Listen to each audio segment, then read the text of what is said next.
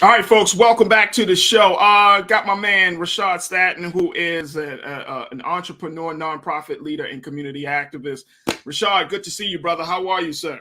Hey, peace and blessings, brother. Always wonderful, man. Happy for the culture. Happy thriving Thursday.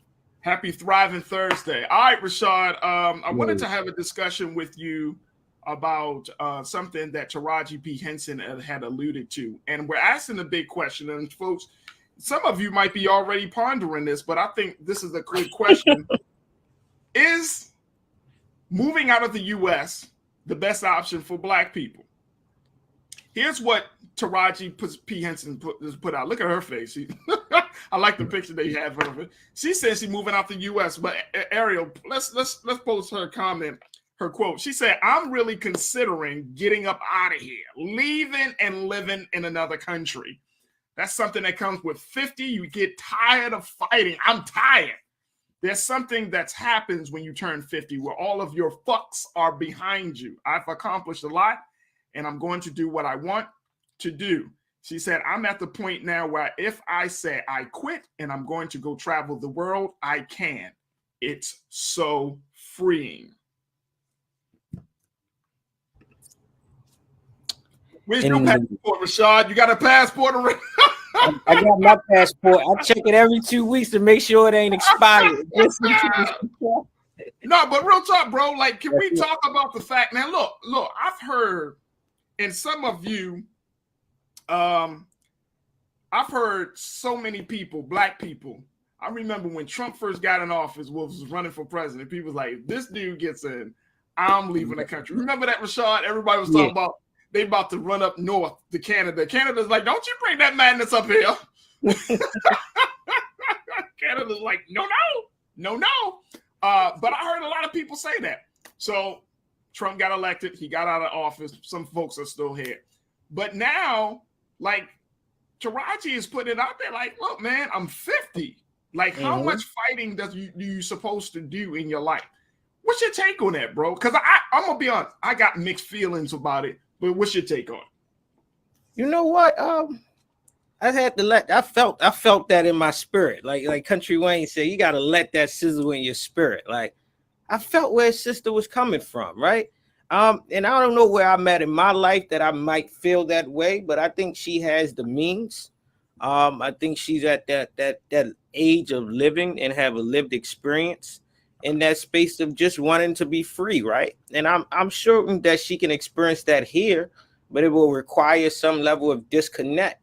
But maybe she just wants something new, and if that's the case, why not do it?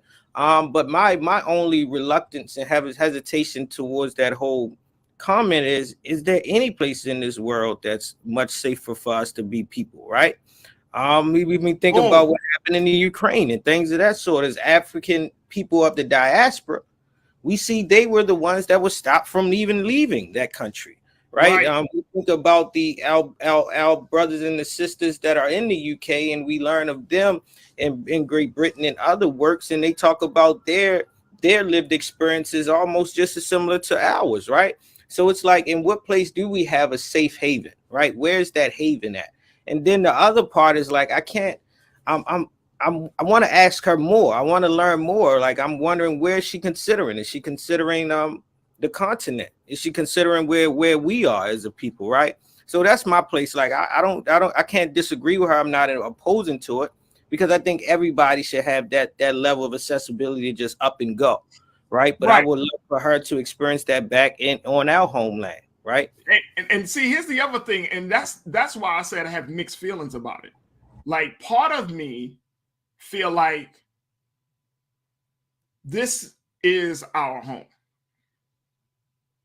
You know what I'm saying? Like, we talked about this on this show, Rashad. I'm not renting. I own this joint.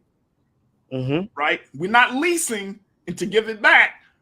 We own this joint. Right? So you know what I mean? Like just as much as we claim Africa, I think we should claim America. Because we built this joint. Our blood, sweat, and tears, right? So this could be an extension, for lack of a better word. This could be the winter home. and then we got the main home. But the point is, we own this property. I agree. I say, brother. I agree.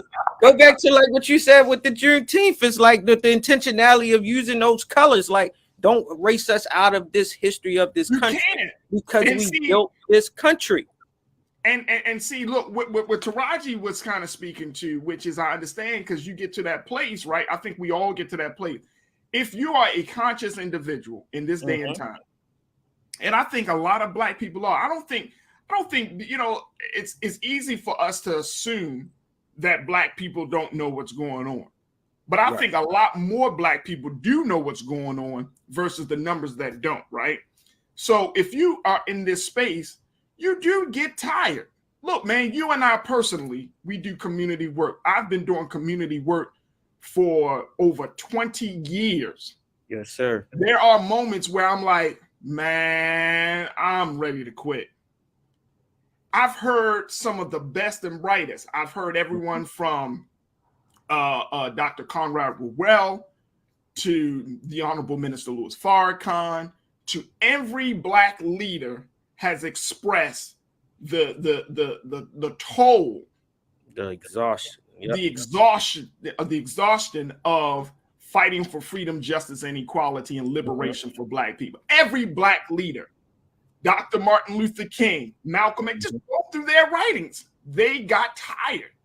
So I don't want anybody to believe that no one gets tired, but for somewhere in each one of those great, not just men, but in the number of the heroes, they found something. They dug deep within themselves to figure out we got to keep fighting.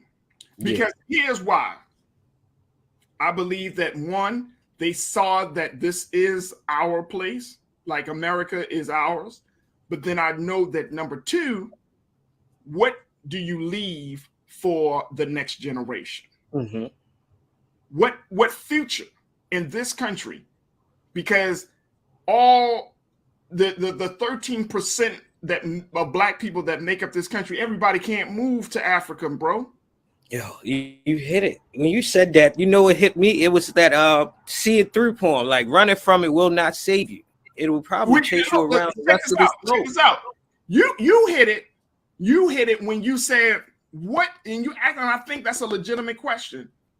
What place on the planet is Black people not catching hell? I'll wait. The government say we need research on this. I mean, seriously, international research. What inhabitable place on the planet is Black people not catching hell? See, we running from our destiny.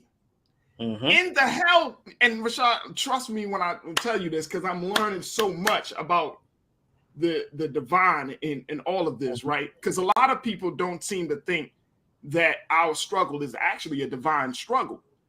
But the reality is, in the hell is our heaven. Talk. You know what I'm saying? Like, I think J. Cole coined the phrase beautiful struggle, if I'm not mistaken. I think he was the one that said that. Talk about the beauty in the struggle. Yeah, yep. There is something to that. Like, we are struggling. But there's beauty in the struggle, because when you are being forged, I'm about to hit people with this, y'all. Y'all ready for this? When you are forged in the furnace of affliction, that's what the scriptures say, right? You are in the furnace of affliction. See, this is a different path. Every people have their own path. White people, Latino people, Asian people, every people have their own path to get to an ultimate destination. And Black people, we trying to compare our story, our narrative, our path to somebody else's path. We got to stop doing that. We are on a very special path in this country. Agree, 100%. Go ahead, bro. Cause come on, man. No, I'm just curious. I like this whole idea. Like it makes me, and I'm reading the comments, is making me gauge this idea of, is there really research into this? I know some are actually identifying their safe havens and their spaces where they go for solitude, for balance, for restoration. We talked about it in plenty of times in the show of those that are in the Appalachians, the Black Appalachians. Like, can we go there without leaving this country, right? Can we go back to certain places and just disconnect in a space where we're not being subjugated in an influx of seeing all of this world, right? Because consciousness will bring you into rage, like we all know that to be true. But I'm curious to it, like you said, where in one place can we pinpoint tranquility, peace, and balance for us to show up in our wholeness and justice? And justice. Wait. Tell me, outside of the fake Wakanda. Because I've got friends that studies international law, international politics, and are humanitarians, and they go across the world. They even go back to the continent. And some of our realities over there is not beautiful, right? So I'm thinking, and then we know when you talk about we go to other places of European countries. Man, I can only assume that we're still being subjugated, we're still being oppressed, we're still being suppressed. So I think that plays a lot of part, but it's definitely it's a great thinking point. But I think we all need a place to escape at times, though. So I feel I get that. No. Trust and believe, and I think that even in Taraji's comments, she's talking about two different places. Because when I was reading it, I said, okay, she said, I want to move to a place and then vacation. Want to go on a vacation. Yeah, I caught the same thing. That's two different situations. The summer house, take a little break and then just travel the world. That's one thing. But to move to a place, that's a whole different state of being, right? Agreed. And like, again, not to say that if you go to the motherland, you go down to the islands, that you won't get some level of peace. But it's a different struggle for Black people. The struggle is still for our humanity. The struggle is still for justice and equality, right? You know what I'm saying? Like, you can go down to Jamaica and be like, man, Jamaica is beautiful. Beautiful. I'm sure who goes to Jamaica all the time, he said, man, it's beautiful. Same. But Black people are in you know, they're not all living up in palaces down in Kingston. Right, because then we come with our American privilege to experience it in a different light than the natives there, right? So that's how I felt. Like, I felt, you know, that space of privilege. That's it. It's not until I traveled out of the country that I understood and experienced my privilege as an American. And then, I mean, look, and that's because of the place we're from, right? Now, look, Janine, I see you. I ain't paying Janine no attention because she's going to yell out Antarctica. Who is living in Antarctica, sis? People that live in Antarctica. For real. Nobody is packing up and be like, man, hey, at least the bears ain't biased. They don't see color. At least the penguins. At least the penguins ain't. Yeah, we needed that one. Nobody's moving to Antarctica, sis. Stop it. But I mean, seriously, you go to Europe, you're going to experience some level of hell. Hell, even if we go to the Middle East, the Arab nations still think that they're better than Black people. And there's a distinction. Yep. That's their own culture. Very few, and I'm saying you might have pockets, right? Like, for example, when in Libya, in other areas, you might have pockets where they're progressive enough to understand the value of Black life. But the reality is, what are we running away from? Because see, here's the place that I'm in right now, Rashad. You might be in the same place, and some of you watching might be in the same place. I'm tired of running from it. I'm trying to get to a place. I want us to get to a place where we confront all of this BS head on, so that we don't give it and pass it on to our babies that's coming behind us. Like, I got my 2-year-old daughter, Rashad. You got you don't need for them to go through it because mommy and daddy just got tired. Mm-hmm. I was always taught you die on your post. Mm-hmm. You don't stop fighting, you die fighting. I'll be damned if my son inherit the pain that I had to go through. That's not fair. Mm-hmm. That's not fair. I'm the same way. My son and my daughter, I don't want them to, well, what did you do, daddy? Well, daddy left the fight. Why did you leave the fight, dad? Because daddy was tired. Well, dad, maybe you should have got your weight up. Maybe you got some exercise and kept going. Mm-hmm. And here's the other part. Here's the other part. As blessed as I have been to be around some of the most prolific Black leaders, to be living in this very, very great time that we're living in, right? Part of me, and Rashad, you might be feeling the same way, bro. Part of me feels a little like if I were to just go to a beach, run to a beach, or run to a place where I don't want to experience no pain, there's a level of betrayal. Mm-hmm. There's a level of betrayal that I start to feel on those who, how can I run away from the pain when you think about Harriet Tubman, Mm-hmm. Sojourner Truth, that had no option but to fight. No and option. these were older women who had more balls and testicular fortitude than grown young men. Mm-hmm. I wouldn't be able to live with it myself. Like, there's one thing to go on that vacation. You can, like, when you go on vacation, you have experiences, bro. Like, you go into a beach, say if you got a 4-day vacation or 5-day vacation. For the first 2 days, you love. It's all love. It's like, woo, I'm glad I hit first 2 days. Then on the third day, you're like, all right, this is cool. You're spending money. You're always in this paradise, this tropical place. And you're like, all right. The fourth day, you like, this can't be it. This can't be it. Like, yo, is this like I ain't by 4.5 days in, you like, yo, I'm ready to go home. Yo, I'm ready to get back. You start checking your phone, you start connecting back a little bit. like this is life, and I think that's the other thing of life. Life is supposed to have ups and downs, it's supposed to have the joys and pains. Life is composed of struggle. So, you can't just always have ease because it's unnatural. That's how I've been taught. Yeah. All right, let's go to some of the comments. Ariel, let's bring him up. All right.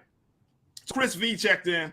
We got a lot of people that checked in, man. Yeah, they loving this one here, man. I think this one had to be another part 2 to this conversation. It's gonna have to be another part 2. Wait a minute, hold on. Somebody, I know, Mike. I hope Mike V. I want you to clarify a comment for me, brother.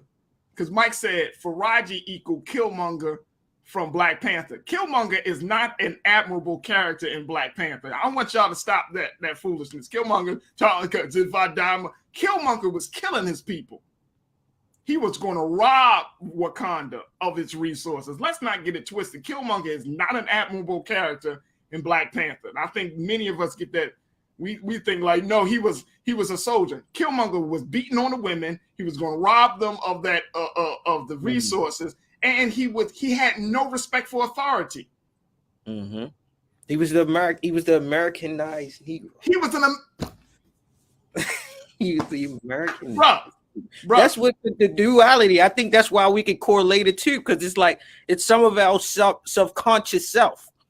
So it's like, yo, I really thought this way before. We know a Killmonger, right? So it made us relatable, but it doesn't mean that it's admirable. Right, because he cloaked it. He cloaked his hatred for himself in this language, like, if I, I'm saying, I'm for the people. No, you're for yourself. You are a cancer. Look at y'all. Go back to Black Panther. Killmonger was not. He was not a good character. Break it down that way, though, Faraji. You're the first one I've heard break it down in that context. He's not a good character. That's why he was the villain. People were like, man, he's more of a man than Black Panther. He hated Black people. But the point that he made is that he was made to hate himself because he was in the military. Y'all remember his story. He was in the military and he was conditioned to be a soldier. And he stopped somewhere along the line. He started to hate his own people. That's what made him dangerous. They made him king and all of that stuff, but he had no respect for the kingdom. He didn't want to abide by any rules. He is not an admirable character. All right, let's go to this. Chris said, I literally just mailed to get my passport renewed the other day. My man, Chris. I love it. Love it. Thank you, I'm Chris. getting up right now. When we get off, I'm going to check my date. That right there. Sometimes you got to let the universe remind you, man, because I'm going to see everything. There you go. Lenora, good to hear from you, sis. I thought about it too, but where would I go? My brother has said this is still the best country in the world, regardless how messed up things are. Perspective. You got to look at the pros and cons of where we are. You got to look at the pros and cons of where we are. I'm not saying that America, we know America ain't the best and isn't the greatest, but you got to look at the pros and cons of where we are. And some of us, we might talk, Rashad, some of us talk that like, man, I leave this country. As soon as you go over there for a week or 2 weeks or 3 weeks and you do your thing in your American way. Your privilege going to show. Your privilege going to show. You're going to want to come back a little bit strictly. Like you said, the first 3 days are going to be beautiful. Because you're forced to adapt to something that you're not accustomed to. Right, there it is. So, Lenora, I hear you loud and clear. Thank you for checking in. All right, Mike said, I came to the conclusion I need to stop chasing the American dream and be a part of the African future. You could do that from here, Mike. You could do that from here. Just a thought, brother. Just a thought. Nisa, 1971, checked in and says, look, mine expired, her passport. I need to renew it. I think eventually too many black people will not be allowed to leave this country permanently. They need us for war. That could be a sad truth. It could be a very sad truth, Nisa. Thank you so much, sis, for checking in. Janae, you said, and she can afford to do that, and she would have better accommodations than the average folk. But the idea is growing, especially if we can move amongst our people, make it a group thing. Do go it alone.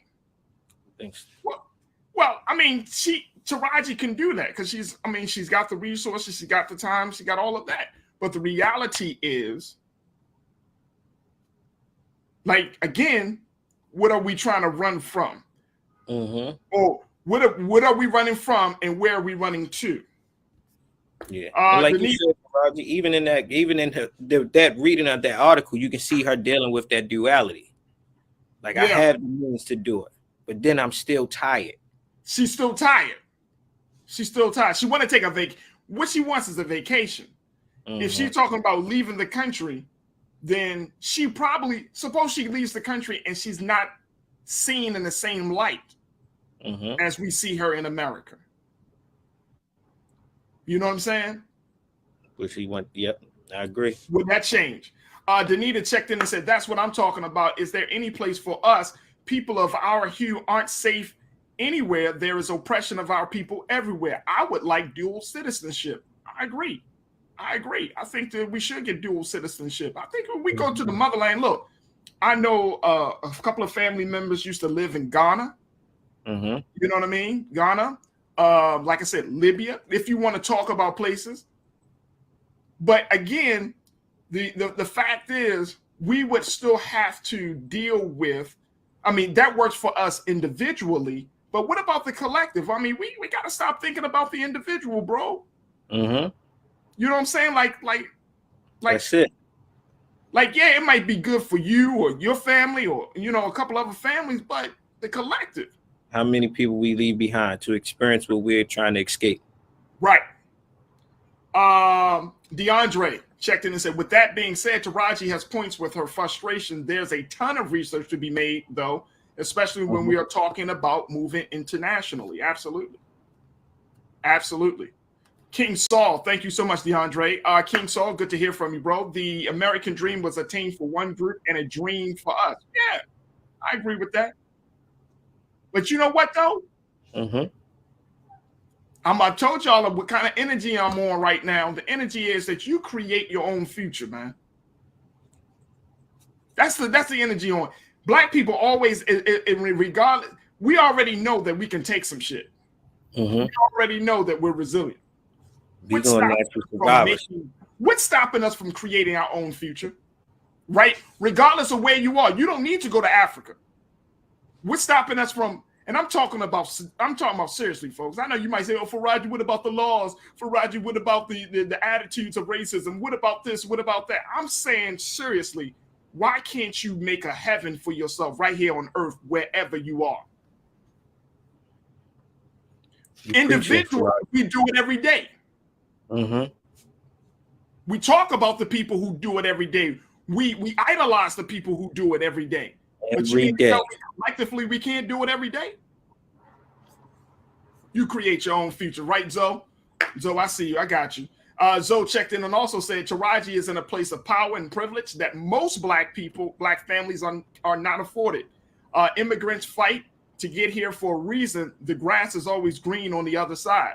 Yeah, before you make a move internationally, maybe you should visit them for a vacation real quick. And just see how the culture is, see how the people are, see how the whole situation is. Yep.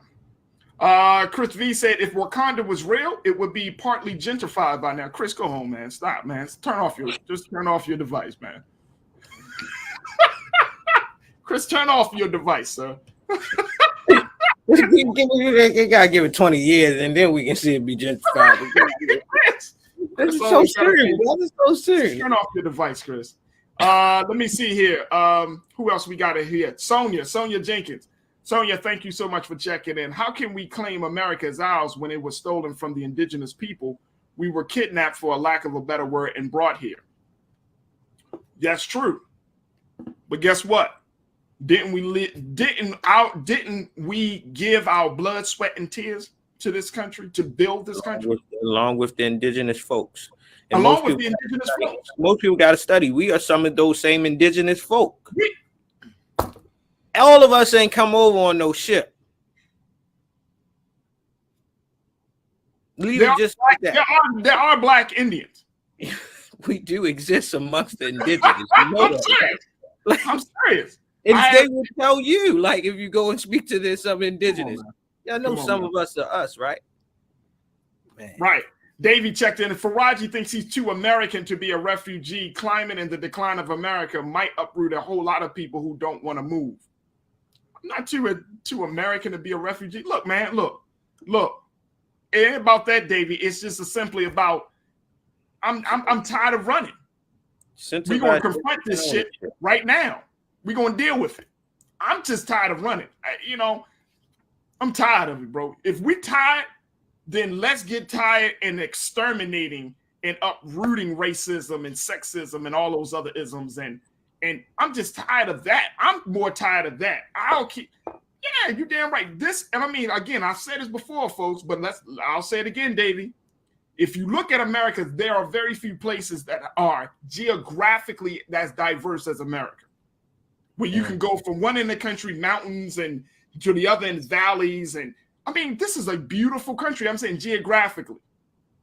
This is one of the most beautiful places that you can find in the world that has all of these different climates, different levels of topography, everything. Mm-hmm. And I'm just tired of running. I don't want to pass this on to another generation if I can help it. That's the space that I'm in. I don't want to pass this on to my children. Shit, bro. You know what I'm saying? So I would like, you know what? I'm like you, Rashad. I would love to have a conversation with Taraji and be like, hey, Taraji, what place do you have in mind that you're thinking about leaving or going to? I'm curious. I'm personally curious too, bro. I'm personally curious too. You know what I'm saying? And here's the other thing. Janine, you talk about it. The reality is Black folks are global people. We are global international people. It's not based on, If you look at the history of Black people across the globe, we set up wherever we are, it don't matter. You got Black people in Europe, Black people in Middle East. You got Black people in the islands. You got Black people in Australia. You know what I'm saying? We are international people. We don't have to go to a place. No. Nope. Nope. We can visit. That's my view. We can certainly visit. But nah, bro. This is my home. When people ask me, are you an American? Rashad, what do you say? Yes. I don't know where that. I don't know how else. I don't be like, man, I'm from nowhere. I'm from the darkness. I am all that I am. Sure, my lineage connects me to elsewhere, but for my lived knowledge and lived experience, I'm American. I'm sorry, I don't know nothing else. I'm from Baltimore. I'm American, bro. I would say I'm Baltimore first, but I'm American. They might get scared That's of you. That's just a Baltimore mentality. They be in Africa. You listening to The Wire. You be like, wow. And I've had plenty of folks come up to me randomly and say, "You're African. You look African." They say your demeanor, there's my facial structures, and I'm like, I'm sure it is, but sorry, out of my own understanding, my ignorance, I don't know. Enlighten me. No, because I was born in America. Now I can do ancestry, but at the end of the day, I was born in America. That's what it is. You know what I'm saying? Like that's what it is. Again, our people were here. Our people born here, died here, gave their lives for this. Why would I deny that part of my history and my culture? All right. My man Rashad, always good. You always bring these very I think I'm noticing that too. It's like the igniting of the fire. But I think one, like in the closing, Faradi is like one. I think your understanding of your history, that even the dark parts of our history you're not shameful of. No. Right. So even with that, you can stake claim in it. So it's like, yeah, I can claim me being American because one, I'm not shameful of even the dark parts because it still made me who I am. But I'm knowledgeable enough to not be a fool to how it has not always treated me and my people fairly either. Right. I'm not an ignorant, prideful American. Right. Right. I mean, I think you're absolutely correct. I think there's a little bit of identity crisis when you start to get into all of the other stuff. Like the reality is, let's start there. I was born in America. I am too American. You know what I'm saying? But that doesn't necessarily mean that I think a certain way. Right. You know what I mean? But yeah, this is it. There is something about the children of former slaves coming up in this place that they were made enslaved and becoming masters. That's a very compelling story. And I think that we shouldn't run from that part of our narrative. Brother Roland got a great piece called The Year of Our Return, 1619 to 2019. I mean, we were put in this part of the earth for those, and there are others, our ancestors who were on that part of the earth, but we got to make the connection. And guess what? We can't be ashamed. I love how you say that, bro. We just can't be ashamed of our story, man. This is our story, folks. Again, every people has their own path.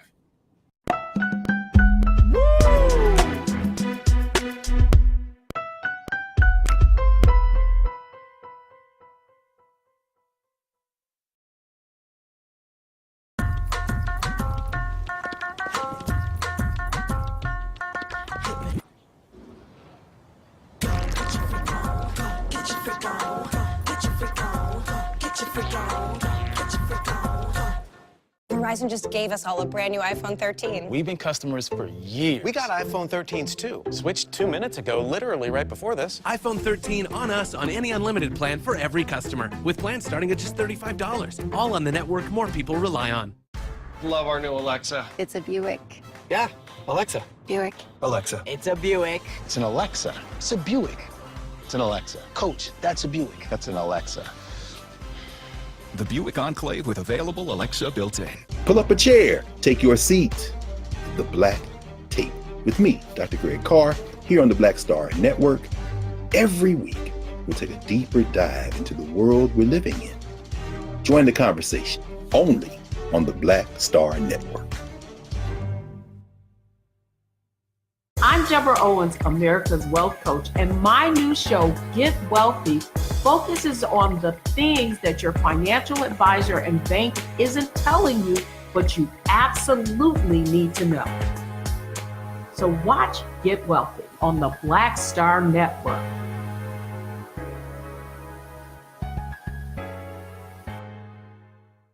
Folks, Black Star Network is here.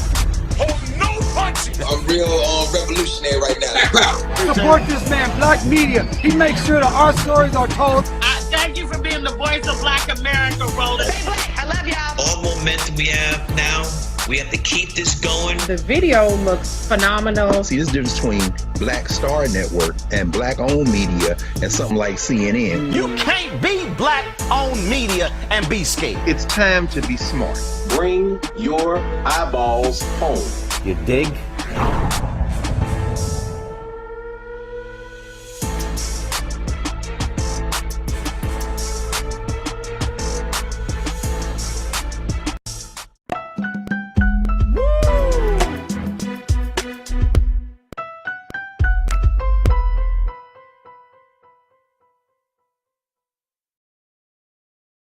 So as you may have known, that on the 24th of June, Roe versus Wade was repealed by the Supreme Court. And we are hearing different things coming out about how people really feel. Now, Trump went on a rally the other day taking credit for, one, putting 3 Supreme Court justices on the Supreme Court, therefore leading to the overture of the Roe versus Wade. Now, he did have Representative Mary Miller, who is a representative in Illinois, who said that Roe versus Wade, the repeal of it, is a victory for white life, which is a little jarring for most of us people in the country who aren't white. And it sounded a little bit off coming from an actual sitting representative.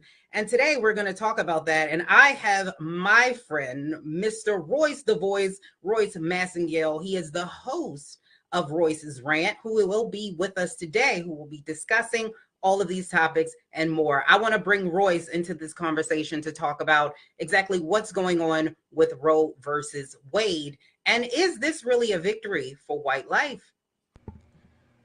How you doing? Hey, Royce, how are you? Welcome to the culture. I'm doing well. So I wanted to talk to you. As you know, that we have had Roe versus Wade to protect us for nearly 50 years. Right. And because of the overture of Roe versus Wade, we're seeing states that as of June 24th, it is illegal to get an abortion. Is this a dog whistle for white women and white men trying to control their bodies? Okay, so here we go. All right, so first I do want to address the media slip up or the accident on purpose or the on purpose on accident, statement that she made about white life. I'm trying my best not to look into that particular thing too deep because I've made mistakes when I'm reading from the paper because that wasn't coming from the head. She constantly was looking down at her script here, and sometimes you might get confused, white with life. But I don't think that's the real issue here. You know what I'm saying? Because when you think about it, when it comes to this Roe v. Wade, and we're talking about, these abortions and making them illegal, there's a high percentage, of black women that are getting these abortions at a higher percentage. And most of them are not for medical reasons or for, any other lower percentage situations. A lot of these reasons that these women are getting these abortions, roughly close to 60%, is really just because, to me, I'm gonna add my opinion into it, irresponsible decisions when it comes to sex. I mean, just keeping it real, you're having sex, you're getting intimate, the consequences of sex. There's 2 things. You can get STDs or you can get pregnant. Anything else could happen. But a lot of people seem to leave out the irresponsible behavior due to pregnancy, and they say I wasn't ready for it. It was unplanned, so I'm just going to kill the baby. Like that's not fair to me.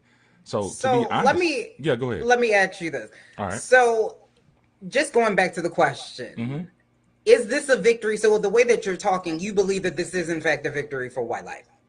No, I don't think it's a victory for white life. I mean, it's a victory for black life too, because the black lives are killing the babies just as much. So you are definitely pro-life, is what you're saying. I'm pro-life. But see, at the same time, I'm pro-choice too, because God gave us free will before any law of the land. You know, so you have the right to do anything you want to, but you also have to accept the consequences that come with it. If I were to make a law to say, "Oh, we're making this illegal," that would be kind of tough. I don't know if I could do that, because it's to me it's placing like a God stature in a way, you know, to each his own. But how I feel personally, like I couldn't do it. I couldn't do it. I could not. I'm gonna respect your opinion, but as the only woman on the panel, I definitely have to make sure that we are being very, very clear about this. The Supreme Court is now coming in telling people what they can and cannot do with their bodies and their sexual health. And when we're looking at what Mary Miller said as a victory of white life, that sounds like something you would hear at a KKK rally. It sounds like something a Grand Wizard would say. Now, I think we have the quote from her people who are actually saying that this was an accident. This was a slip up. This was not intentional. Do we have that quote from her representatives? So here's what they're saying that she meant to say. They're saying to suggest that she is somehow not committed to defending all life is disgusting. She has the most pro-life voting record in Congress and is the proud grandmother of 2 beautiful grandchildren with Down syndrome. Now, this doesn't make any sense to me, given the fact that this is talking about Down syndrome and disabilities and not necessarily her addressing her saying white life. Do you believe that this may be something that subliminally came out for her? I mean, hey, if maybe there was a glitch. Maybe we never really know. Like, let's deal with the obvious here. Like, something that we can really prove. What we can't prove is if she meant that or not. It could easily be narrated as, oh, that's a slip up. I meant to say right instead of white. I've said that before too, reading certain things. We don't know for sure, and I think that's the wrong focus though, because they say this is this giant leap for white life, right? Okay, we're saving the babies. But let's not forget that we're also saving black babies too. Like, we're leaving that black part out of it. Like, this could be a win for black women. You know what I'm saying? A win for our black children.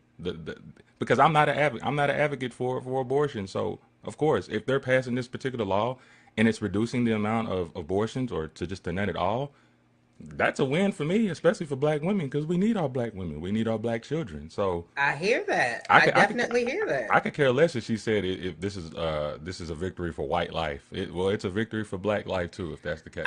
I mean, I hear that if you are in fact not pro-choice and you are pro-life, but at the same time, you do not want a sitting representative with that type of mentality being on a puppy, because if she's saying that and it's an accident, it probably means she means it in her mind, and it just so happened to slip out. And some of the comments, I'm gonna go to the comments really quick. We have Rashida Guess who said, "No, sorry, she did not make a mistake. She meant that, and I'm not surprised. That's how white people feel." How do y'all know? We also shout out to Dawnita Jackson. Thank you so much for checking in. And she says the irresponsibility aspect should be added, but should be added for both men and for women, not just for women. I agree with that 100%, that it is not just women. Men are also out here making these babies. We're true, but at the same time, let's keep it real. Like, nobody throws in men. They're like, whenever women's back is against the wall with some of this stuff, like, they always want to throw men in there. We know, obviously, it takes 2 to tango, but y'all say it's my body, my choice. It does take 2 to tango, but then it only takes 1 to make the decision. Come on now. Come on, chat line. But let's just be real. In a lot of these cases where there is choice, most men will leave that up to the woman. They want to take themselves out of the equation completely because they don't want the responsibility of dealing with something like that. Because that's a really big choice that you have to make. And I do also want to harp in on this. this is not something, a choice that is women are just taking willy-nilly. This is definitely a choice that women have to think about. And I think most women do. Speaking of which, kind of like going back to your comment a little bit, since you do believe in pro-life, and Clarence Thomas, this is another reason why Roe versus Wade, them repealing this, is concerning. Mm-hmm. Is this the beginning of a rollback? Clarence Thomas, the most senior judge, has stated that he is going to be looking into other things that the court has, decisions that have been made. So one of the things, stare decisis, which means stand by, which has been decided, he actually said that it's overrated. So a lot of the precedents that we've seen, he's starting to say that those precedents are wrong, and that's something that Mitch McConnell actually did say. Okay. So now this could be a repeal for gay rights and same-sex marriage, and then we're also looking at contraception and whether or not they again will step in because of Griswold, and will they overturn that? I don't know. Do you think that we're going down a slippery slope? That's kind of tough because I'm gonna give it to you as raw as possible because like I try not to be politically correct. So hopefully you guys can decipher this. You know what I mean? I believe that first. I believe that as women and as men, because I'm taking from the comments too. I do agree with what you're saying. We do have to hold ourselves accountable for the actions that we make first and foremost. Like, let's forget about this law and stuff like that that's trying to be passed. All right. You make the decision. Women have access to sex. You make the decision on how sex is going to be. You remember back in the day, I think condoms were rampant back in the 90s. You know, we had like little sex education and stuff. It was even in the rap songs, you know. Things were being preached about as far as safe sex, protecting yourself. You know what I'm saying? But now these days, it's like even within the music and just within commentary, I don't hear anybody talking about having safe sex or just even things to prevent having a child. Like I don't. Because Republicans didn't want us talking about it. Do you know all the pushback that TLC got for having condoms on their clothes? Hey, you know, Republican or Democrat, like, I really try to go as an independent thinker, like just common sense at the end of the day. And you're common sense ain't common no more. Are you a libertarian? I believe. I'm independent. I don't like them titles. If it makes sense on the right, then I go with it. If it makes sense on the left, then I go with it. It's all in what makes common sense. A lot of people just pick sides because, and they may know that something may make common sense, but they want to stay on that side because they're trying to stay loyal to maybe some I ain't gonna say stupidity, but yeah, let's stay away from that. Let's stay away from that because I know people are sensitive out here. You know what I'm saying? But I love y'all. But I try to stay independent if it makes sense. But going back to this particular subject, yes, I'm pro-life. Yes, I think that we all should hold ourselves accountable for the actions. We all know the consequences of having sex, unprotected sex. We know the two main things, STD or pregnancy. You know that there is a great chance that you'll get an STD. You know there's a great chance that you will get pregnant when you have unprotected sex. The man knows that too. But I also put most of the responsibility on the woman because they have access to that. They're the ones that can give themselves to a man. Okay. So all of a sudden now you're pregnant and now you don't want the child, but is that fair to the child? That's not fair. A lot of women like to bring up medical reasons or they want to talk about the R word. And I do adhere to that, but that's a low percentage on a bigger scale. You know, and really to kind of sum this statement up or whatever, I feel like most of the women are using these abortions as a form of birth control, and they don't want to take the responsibility or hold themselves accountable what the real reason is. There's an undertone here that people are not explaining. Well, I'm not going to say that I agree with you because, you know, we don't agree on anything, but you know, it is what it is. But what I will say is what you're saying makes no sense then, because what they're doing is it's going down a slippery slope of repealing a lot of these things that will give people access to contraception. That is what Griswold was about. So now we're going down a path where they do not want you to get abortion. And I think most women do not use abortion as contraception, which seems to be the narrative out there. That's not the narrative. That's 60%. That is not true. Are you trying to say, go ahead. No, that's just not, it's not true. Most women are not using this as a form of contraception. But if that is the case, and that is the stance that most conservatives are going on, why are we now talking about going after Griswold? So here's a quote. So from an event in 2013, Clarence Thomas, somebody asked him about whether or not he would keep the rules in place from the court. And he says that it's not enough for him to keep him from going after the other decisions that have been made. So he is looking at these things to repeal them. That does not sound like a group of individuals who makes any sense. How can you say that abortion is not okay, but we want to go back and look at contraception? It makes no sense. At least there we have to agree. So, okay, let me say it like this. All right, let me say it like this. Are you trying to say that, if they're going to go with this particular law here, you're trying to say that contraceptives shouldn't be available either? No, it should. It should. Okay. They're trying to take that I do away. agree. Lisa, I do agree with you. I agree. I knew we would get something. Bring out the condoms. Bring out the condoms. Men, you need to be smart too. I knew we would get something, but let me go back to some of the comments. We've had some other people check in. Thank you so much for tuning in. Willie Frazier said, he's asking about Mary Miller. Did she vote against babies getting formula or women getting maternity leave? Alfred Elliott is saying, but the white birth rate is low, and he's saying that that's what she meant to say. Just say in. Thank you so much for tuning in. He's saying, she meant it the same way you're in a room full of brown haters. And I don't know. I kind of agree with you. I think she meant it, and it came out and people said something about it, but I'm pretty sure that's what she meant, even if it was only in her own mind. Let's just say that. And we have Tyrone who checked in. Thank you so much, Tyrone. He's saying, there are not many who will voluntarily choose safe sex, especially men. I think that's a conversation to be had as well. Rashida, thank you so much, Rashida. And Rashida Guess is saying, this man is going to make me burn my dinner. I'm sorry. I'm assuming she's Don't talking about I bet it's Jill. good too. I bet it's and good. Janelle Field is saying, dude is so lost, he might need a higher caliber of woman, because the women I know do not use abortion as a form of contraception. Me either. Thank you so much. Me. I don't know anyone either that actually does that. So let me so I had to rebuttal that a little bit. I still think there's a lot of emotional things going on here. So let me give me what I want people to tell me. What would be the main reason for an abortion? Because you're fighting for that so hard. Is it just about control of your body, or is this about abortion? Like, nobody's being real with that situation.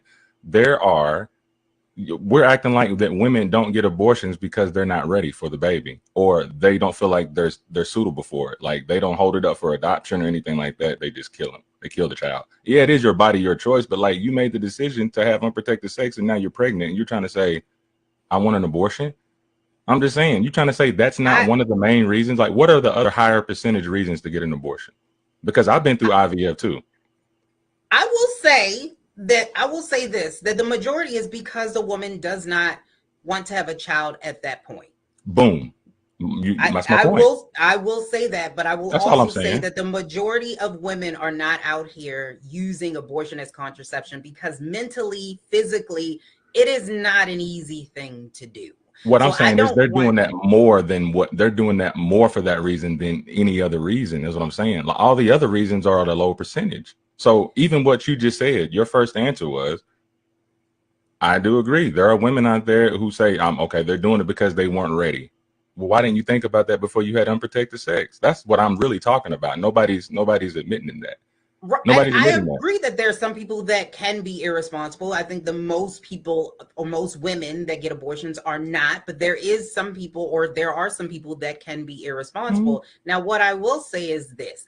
It is up to a woman in order to make that choice, and it should not be the government's choice to tell me whether or not this is what I can and cannot do with my body. And like I said, agree. This also goes down to this fact as well, that if you start to do this, you start to tell people what they can and cannot do. Again, like I said, when you're looking at these cases that would or potentially could be overturned, you have Griswold versus Connecticut, which basically gave the Constitution of the United States protected the liberty of married couples to buy contraception. So in the government at this point, before that time, could restrict that. And there actually was a law on the books that did just that.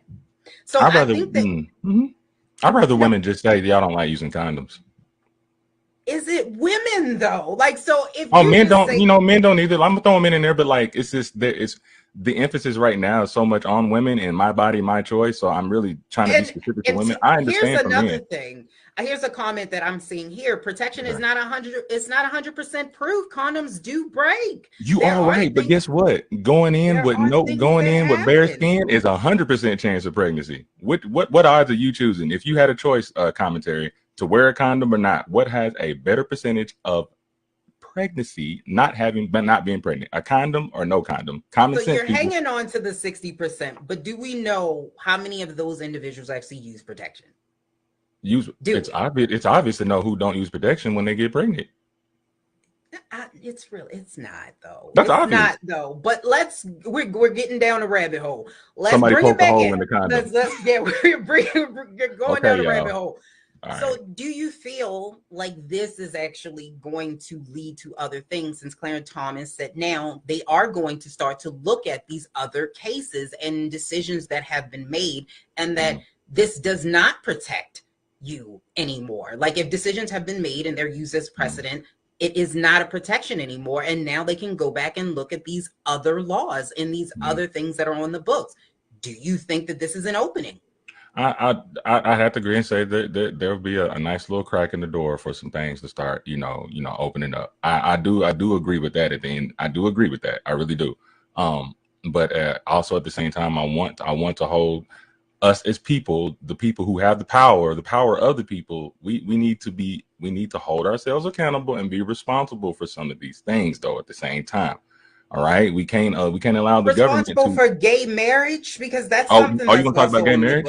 Yeah, this is what I mean. These are some of the things that are coming down the pipeway. They're going to maybe reversing Griswold versus Connecticut, Lawrence versus Texas, which basically gives gay rights, or it makes it legal to be able to have same-sex partnered sexual encounters. And then Oberfeld versus Hodges, which gives the right for legalized same-sex marriage. Are we walking down a pathway now that they can go back? The Supreme Court is looking at these other precedents. There's going to be a little crack, but I'm going to tell you they're not going to touch the LGBTQ. They're not going to mess with that. They're not going to mess with that. I don't know. Look how hard though. Look how hard they really tried. Look how hard they've been fighting just to get to where they're at now. You think really they're going to just reverse all that too? I honestly do. I think that this is something, because Clarence Thomas said it, and he mentioned these by name, that these are some of the precedents that they're going to go back and look into.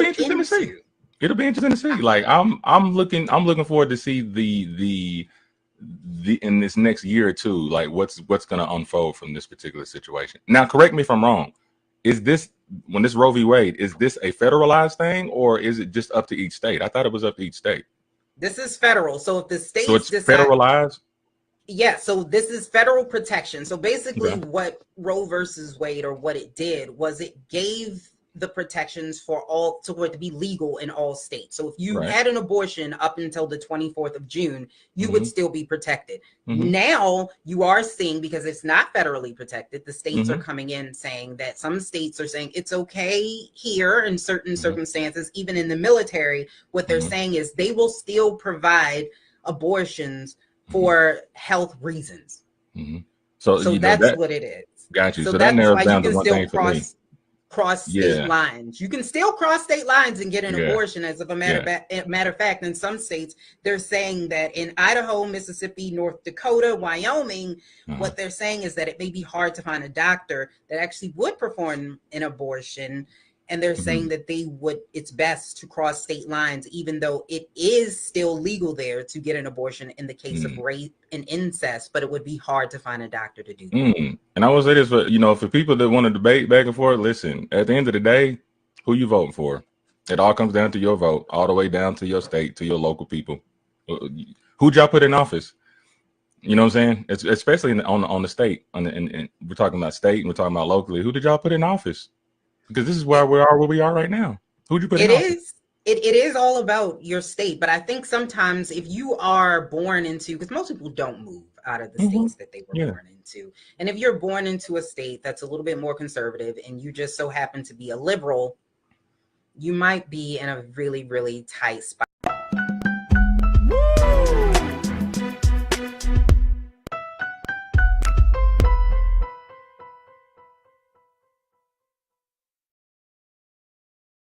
iPhone 13 on us for every customer. Current, new, everyone. To show the love.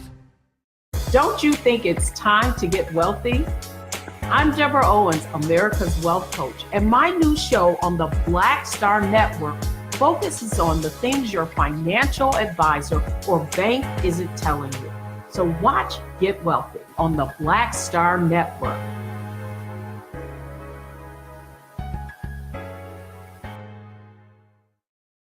Hi, I'm Dr. Jackie Hood Martin, and I have a question for you. Ever feel as if your life is teetering and the weight and pressure of the world is consistently on your shoulders? Well, let me tell you, living a balanced life isn't easy. Join me each Tuesday on Black Star Network for A Balanced Life with Dr. Jackie.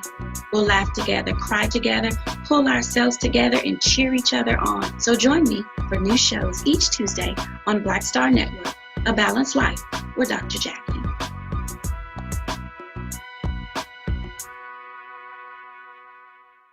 Pull up a chair, take your seat.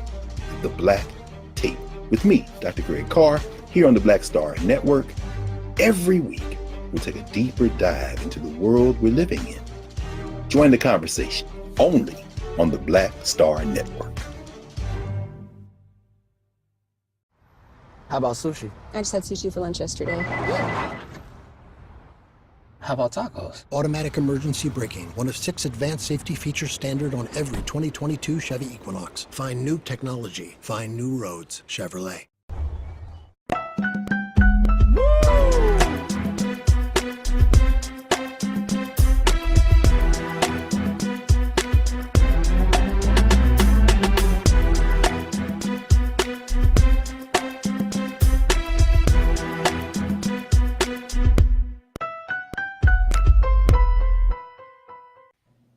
All right, folks, welcome back.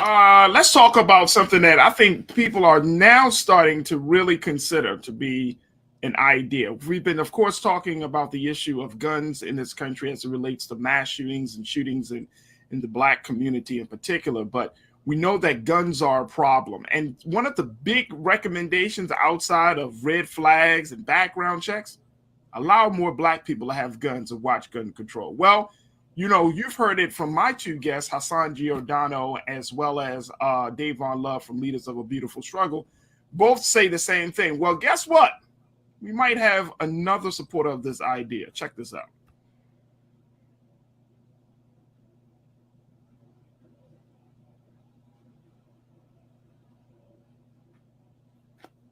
All right, look like we're going to pull up this. We're going to wait on that. I want to bring in culture crew member, Brother Sinead. Brother Sinead, real quickly as we pull it up. Looking at this idea of Black folks having guns. People are saying if Black folks had guns, we will see some serious gun control. How viable of an idea is that? Oh, check this out. Here it is. Mm-hmm. Check this out. It looks like we got to get some sound on this. Ariel, let's add some sound to this. I'd like to say this real quick as a gun owner. That taking those AR-15s off the market,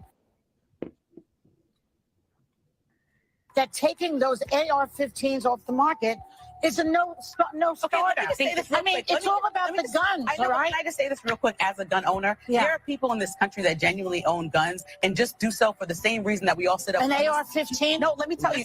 Okay, let me give you a story. There's a man in Connecticut that watched his neighbor have a home invasion and watched their whole family get killed. He built his own AR-15 because Connecticut won't let you buy them, but you can abide by rules that allow you to build them. And then he has one in his house to protect his family because he never wants to see that happen again. He is a Black man. It's odd. Most AR-15 owners are former military, 35 plus and married. So that's all I'm saying is that they're not these crazy people. Here's the thing. Once Black people get guns in this country, the gun laws will change. Trust me.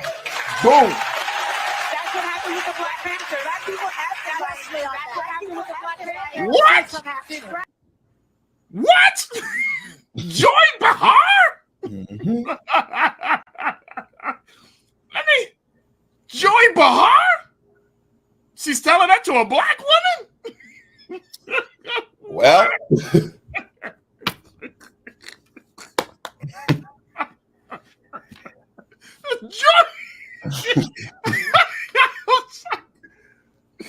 Bro, I can't. I'm floored by that one.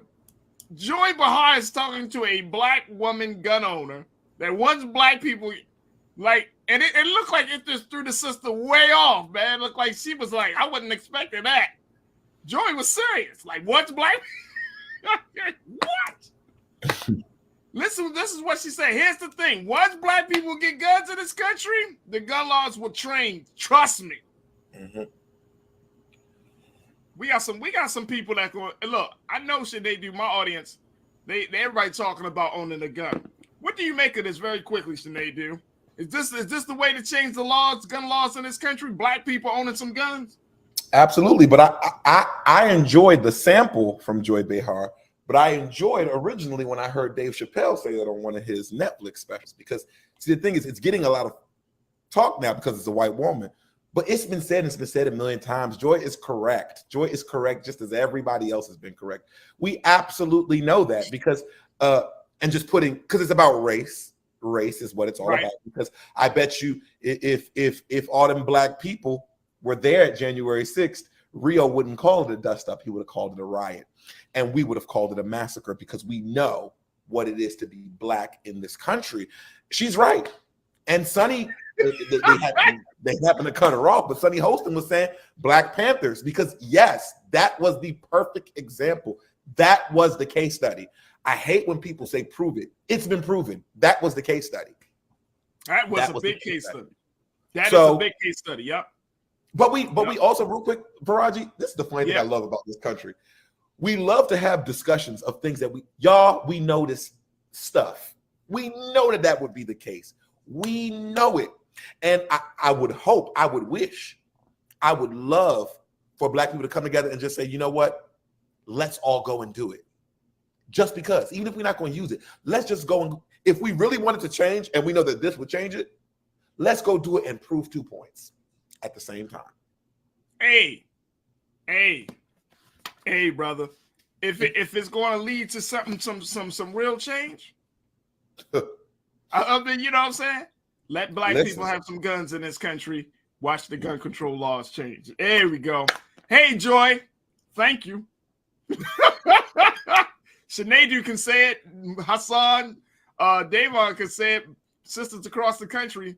It was just the fact that she kind of like G-checked the sister a little bit, like, or this issue. And it's like, sis. And the sister looked like she was like, whoa, okay. Wow. But you know, Faraji, that's not new. That's not new. When she checked her, it reminded me about the many white people who believed in the civil rights that Martin was marching for, not when he died, when he was living. Yeah. When he died, everybody jumped on. But when he was living, there was a lot of brave white people who jumped on and were trying to convince black people that we got to stand by this. And I'm glad she checked her on national TV. And it's not to be funny, but partially it shows you privilege. Because Joy is privileged to take this stance whenever she feels. And this is not to disrespect her, but this is just the reality of the situation. But it also is to put it in perspective that sometimes the enemy that we are fighting looks like us. I'm gonna leave on that note, Sinead. Thank you so much, brother. Thank you for being so good for the culture, brother Sinead. It's my pleasure, man. Thank you for having me. I appreciate you. Talk to you soon, brother. Thank you so much.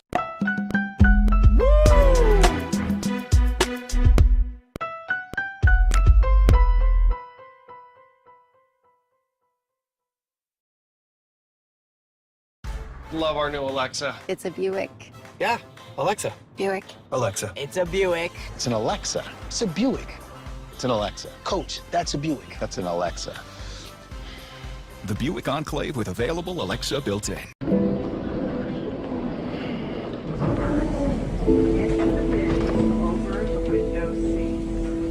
These are the only sense that will accommodate larger overboard.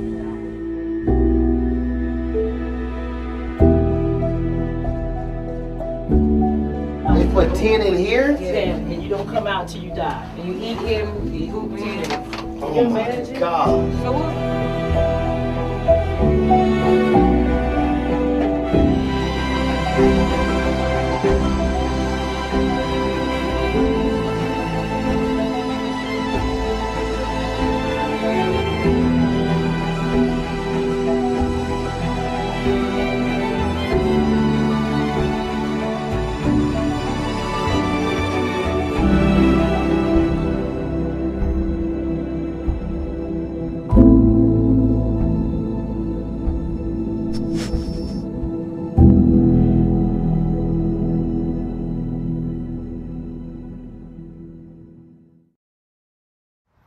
How about sushi? I just had sushi for lunch yesterday. How about tacos? Automatic emergency braking, one of 6 advanced safety features standard on every 2022 Chevy Equinox. Find new technology. Find new roads. Chevrolet.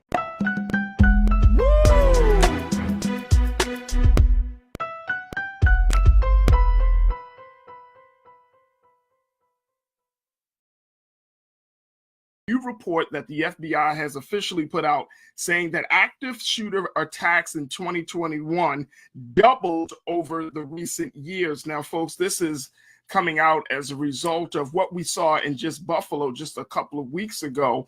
And now the FBI is saying that these attacks are starting to happen more and more. Violent rampages, as has been reported by the Washington Post, that carried out on active shooters increased significantly in 2021, with 61 such shootings last year. Let me just share with you a little bit of some of the latest findings from the FBI. Check this out here. Check out this quote, folks.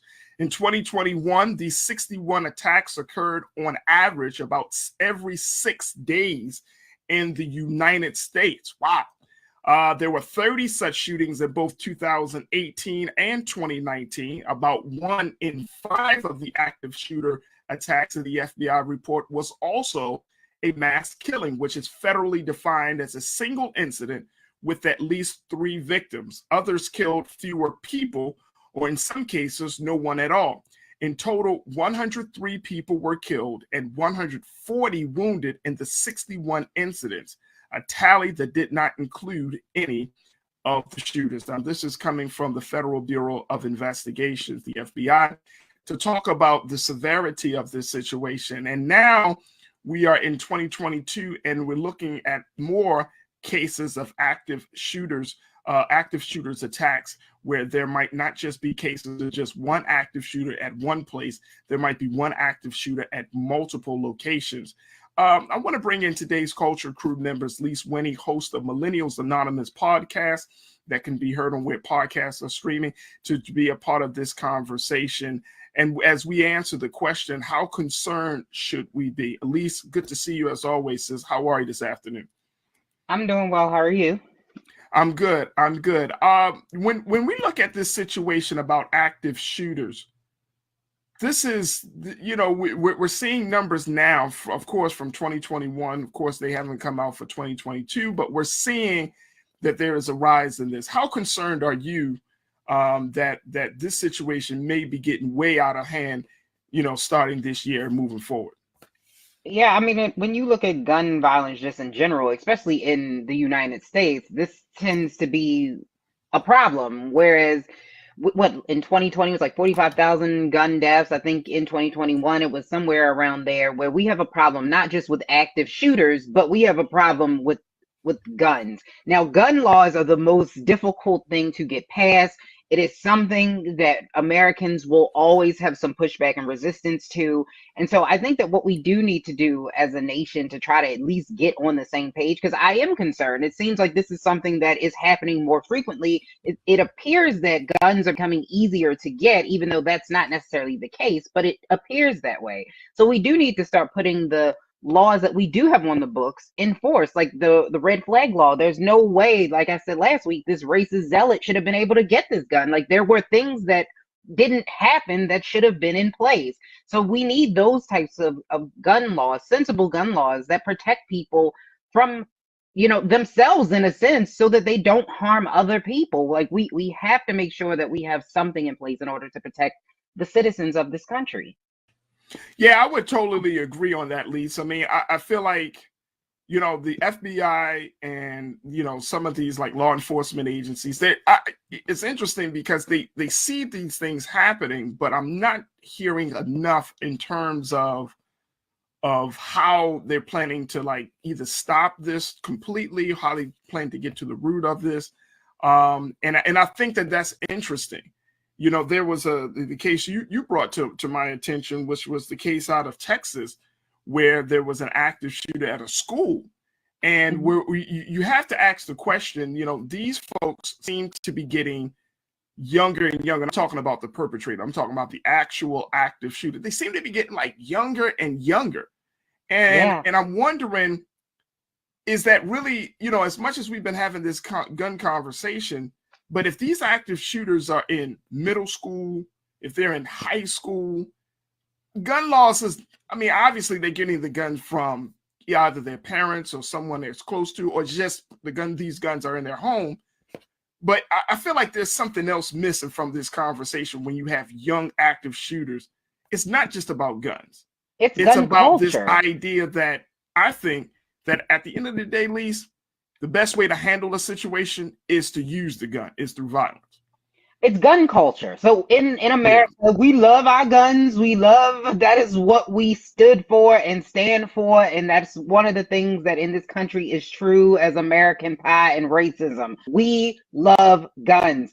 And so when you look at gun culture and kids are growing up where guns are glorified, and then one of the things that has always scared me as a parent, and this is a conversation that I have with my spouse, who is an avid gun supporter and gun owner, that sometimes I think, especially when it comes to children, they're almost like toys. Like, have you seen these guns that are like, they're pink and they're colorful and they're, I think that we have to really start saying what guns are. It is a weapon. It's not which a lot of people, well, it's a tool. No, it is a weapon. A gun was made in order to kill. That's what it's made for. And so when we see this being glorified in television, we see people glorify this in music. I think that it brings about the gun is power, and this is what you do. It's cool to have a gun. You see all the kids on social media with guns. This is something that is impressive. So we do need to change the culture around that. This is a weapon. This is not just a tool. This is also a weapon, and it is not a toy. Yeah, I would agree. I'm looking at the details, folks, and if you are in Texas, you probably have been hearing about this story throughout the day, where a suspect was taken in custody as an active shooter now check this out, Lisa and folks, at an elementary school. Yeah. At an elementary school in Uvalde, Texas. And according to what police has already put out, that suspect is in custody. The school district, Uvalde Consolidated Independent School District, said that the shooter was located at Robb Elementary School and asked people to stay away from the area. Uvalde, Texas is located about 90 minutes west of San Antonio, but at an elementary school. So I don't know, and we don't know just yet, whether the suspect is a student, whether they're a staff member, whether they're a parent or community member. We just don't know. But I cannot, look, I grew up in the 80s. Yeah. You know what I'm saying? In the 80s, when you went to elementary school, that was like, when you just went to school in general, that was one of the safest places outside of your home and outside of like a church or a mosque or a faith institution. Like, those are the big three places that as a child you felt the safest, right?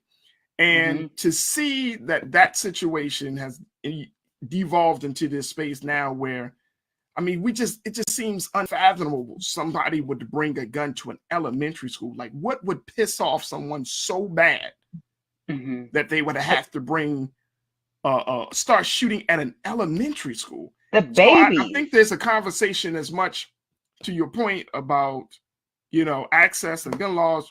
There's also this conversation that we have to have in this country. And like you mentioned, the gun culture, like around mental health and how we see violence in this country. Because right now, at least, violence seems to be the only option instead of the last option. I agree, and I think that we don't understand the communication of it, and we have been programmed that violence means power. It means strength. So if you are violent, it means that you are the strong one in the situation, and that if you communicate or back down, that somehow makes you weak. So yes, that's part of it. But I think that when you look at mental health, like even under the Trump administration, there were a couple of policies of mental health that would prevent people who have mental illness from being able to access guns. That was something that was repealed, but then of course under Biden, he went and put that back in place. But we do need to strengthen those things because everyone who does these things does not have mental illness. So we do need to make sure that there are, like what happened in Buffalo. Of course, it hasn't necessarily come out. Not they said he had a mental illness, but it appeared this is more just racism, and he just did not like Black people more so than a mental illness, since he had plenty of time to think about what he was doing, and he did it anyway. So we do need to put things in place. There are a lot of red flag laws and things like that, and they don't always work. So we have them on the books, but we do need to strengthen them so that they actually protect the people that they're supposed to. Yeah. But again, because this is a gun issue, this is going to be an uphill battle. And when you're seeing all of these elections taking place, I don't know how, when you're looking at what the Democrats are trying to do, especially with the elevation of crime right now, how to handle this issue where you can make sure that people don't feel like you are threatening their guns and you're not overly using the police at the same time. Like, how do you manage this issue? Which honestly, I don't know.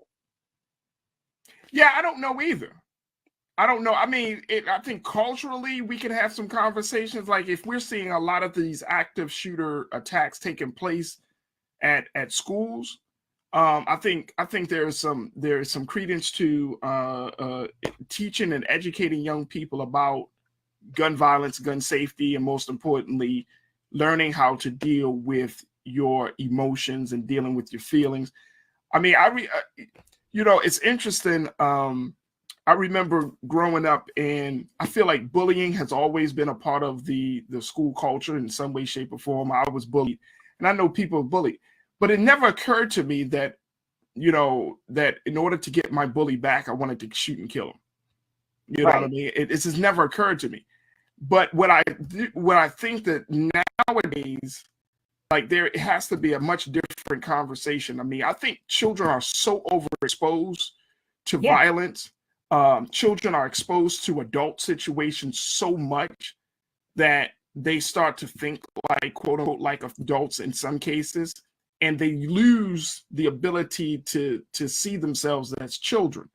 And I may be completely wrong, Lise, but I just find it to be very disturbing when children take on the burden of making adult decisions and trying to deal with a situation.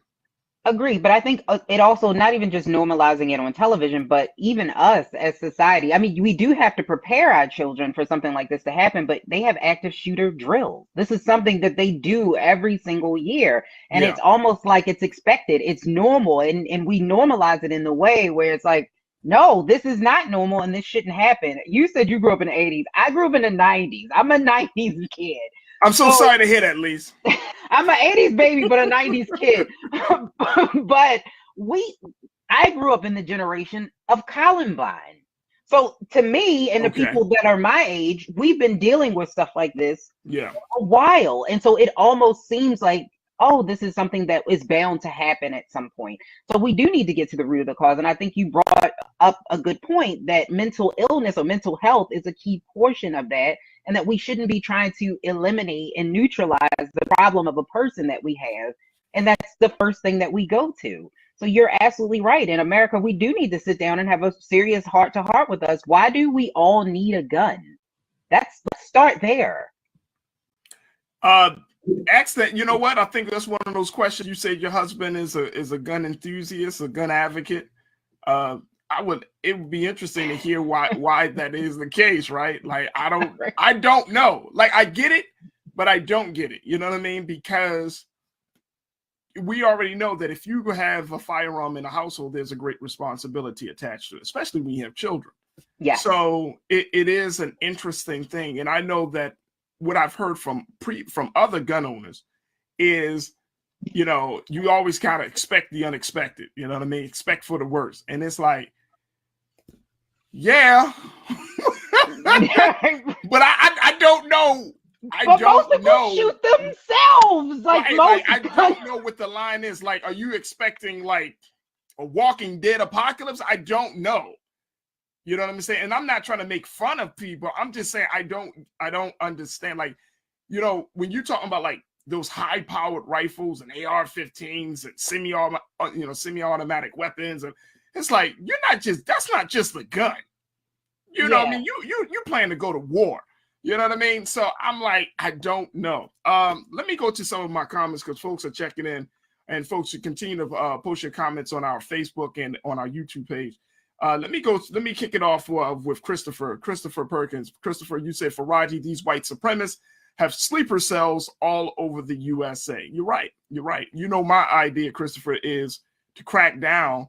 You know, you go to these governors on these states and you tell them to start cracking down on these white supremacist spaces. I don't think they will do it, but the fact is, if you want to show people that you're serious about shutting down some of the operations of these organizations. But yeah, I'm not doubting that, Christopher. Mike V. Mike said, but an active shooter is not the same as a terrorist attack. What happened in Buffalo was clear and concise. Well, it depends. At least you can jump in any time. I think it can be a terrorist situation like what we see in here in Texas.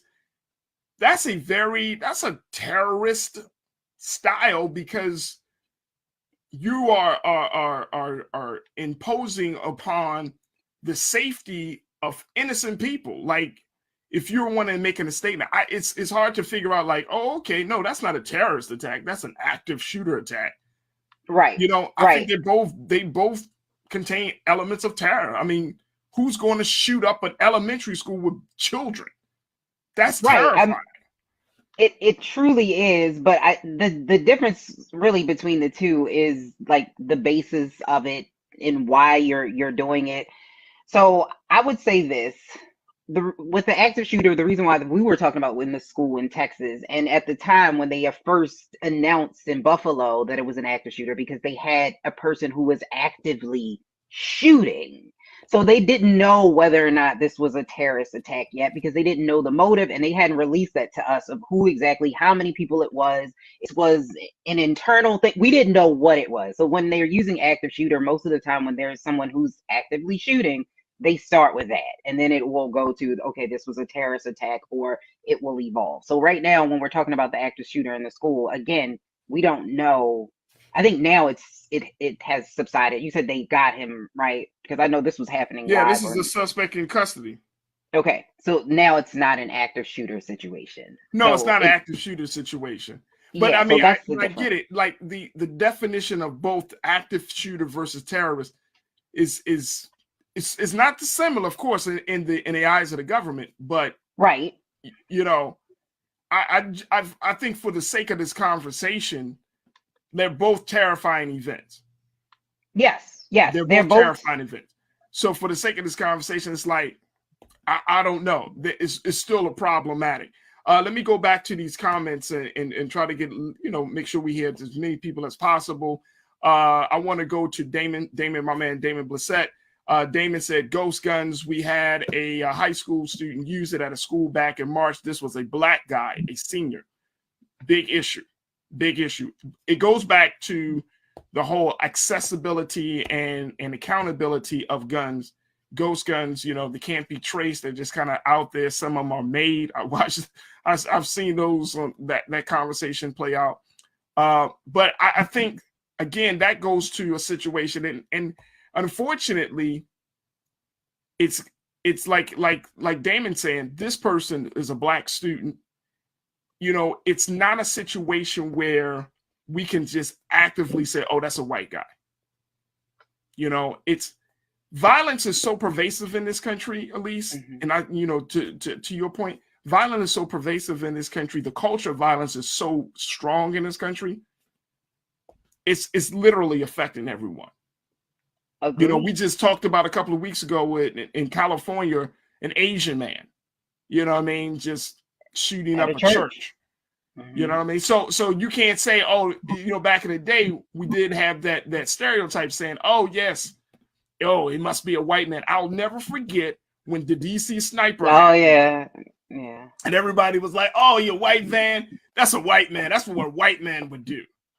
And then when we found out it was not just one black man, it was two. And then the one of them had a Muhammad as last name. I remember watching TV and it's like, oh, God.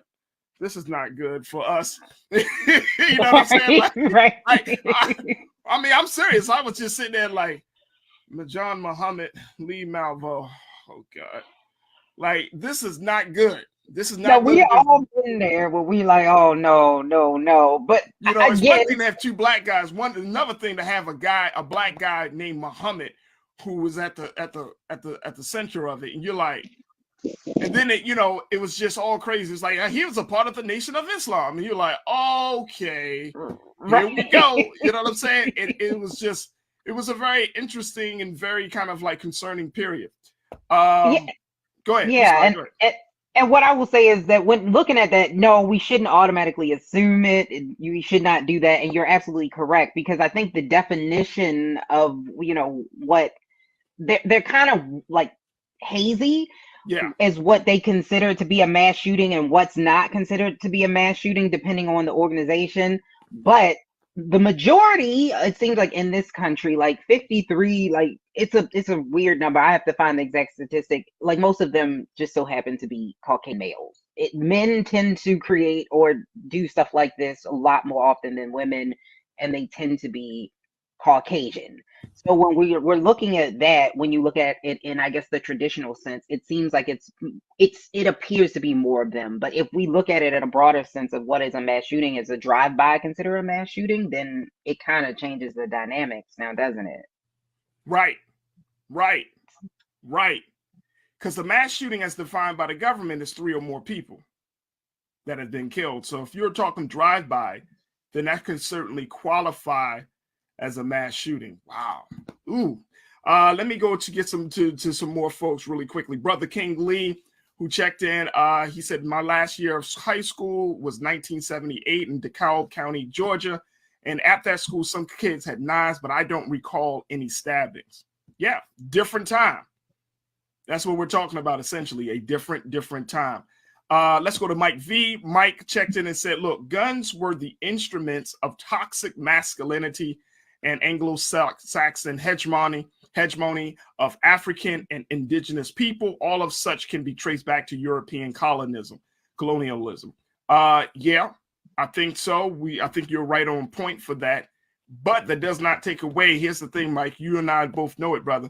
That does not take away from the fact that we, as Black people, have now kind of inherited that same mindset, right? And it's hard, Lise, I don't know if we can even have the conversation, like you just mentioned, drive-by shootings. I don't know how to have those conversations about mass shootings in the Black community, right? Because no, we don't traditionally see Black children or a Black active shooter go into a place and start shooting up the place. But we do hear about drive-bys. We do hear about shootings throughout the Black community. We know that Black on Black violence is a very real, is a very serious situation. So we do hear about that. So I don't know if the conversation around mass shootings, active shooters and terroristic shootings, I don't know how they should be had in our community. That's a great question, because when this all kind of started to unfold, I did start to see that narrative being played out where a lot of Black people were upset that they were saying stuff like, people were coming out and say, well, this is a mass shooting thing, that we have a problem, and they were throwing drive-by shootings and things like that in the mix. And they were saying that it sounded like they didn't want it to just be a white guy thing. Because again, white men do this majority of the time. When you look at what has happened over the statistics of history, they tend to be white males. So I know a lot of African American or Black people, we were a little bit like, okay, wait, don't throw us all in there. But to defend a drive-by shooting is insane a little bit. So yeah. I mean, I'm not going to say that that's not considered a mass shooting, because it still causes the same level of damage to somebody's family and in household and all the innocent people that are shot. So I think that we do need to sit down and have that conversation in our community. But I think you're right. I don't know if we're ready to openly have that type of conversation, or I don't think we're ready to have that yet. I don't know. I mean, I want us to have that conversation. We need to have conversations about gun violence in the Black community, right? Excuse me. But we also, we need to have it in a sense that if this continues to happen, and we can't have this conversation right now just for the sake of time, right? If we continue to see Black people shooting and killing other Black people in mass, the way we've been seeing it in cities across this country, like Baltimore and in other places, then how do you think the government will start to prosecute these cases? Right. So little Donnell, 16, 17 years old, he goes by and he starts shooting 3 or 4 people. The government or some lawyers might say, well, you know what? Because of the pain that we have been experiencing in the Black community, we might be like, something has to be done. So we're telling our local attorney, state's attorney, hey, y'all need to do something. Y'all need to do something. And then the government responds with, okay, we'll do something. We'll start to say that any young Black person who commits that type of shooting is going to be, their shooting is going to be considered to be either an active shooter or a terrorist attack, or they're going to be seen as a mass shooter. Now the ball is dropped where Lil Donnell, he's not getting juvenile years. Right. He's getting grown man years as a mass shooter. Yeah. And that may turn the tide, and that's going to ruffle some Black folks' feathers, because we're going to look at it and say, no, the government is looking at your 16, 17-year-old as a grown-ass man or a grown-ass woman. Right. And they're going to start to prosecute them as a terrorist, as a domestic terrorist. You know what I mean? Like, it can go in a very, very crazy space. Yeah. No, I agree. I agree with that. And I think you're absolutely right. This is something that we do need to be open with, but it is something that we do need to be careful with, because over criminalization of our youth is something that is an issue. So we do need to be very careful with this, but we do need to have the conversation and make sure that people that are doing these things are being held accountable, and we're not creating a wall of protection that stops them from actually being held accountable for the terrorizing of our own communities, which is unfortunately happening like all over the country. And we want to make sure that we are doing the right thing. In America, we have a gun problem, and we need to be able to say that out loud. No matter the race, we have a gun problem. Absolutely. I just saw one of the messages from Tiana. She made the point. She said in Chicago, the media in Chicago are calling shootings with multiple victims mass shootings. Now, I'm sure that when they're reporting that, while they're reporting about Black people, Black communities, but it might be seen. And this is the I think the very thin line, Lise, that we as a community, as a people, will have to figure out. The very thin line is, if we're pushing for the government to intervene, if we're pushing for law enforcement to intervene in stopping the violence, instead of us getting out to save our children, our daughters and sons, and our nieces and nephews and grandchildren, and the government comes in, then the government has the power to take their efforts, redefine it, recategorize it, and make it say, you know what? You're a domestic terrorist. You're a mass shooter.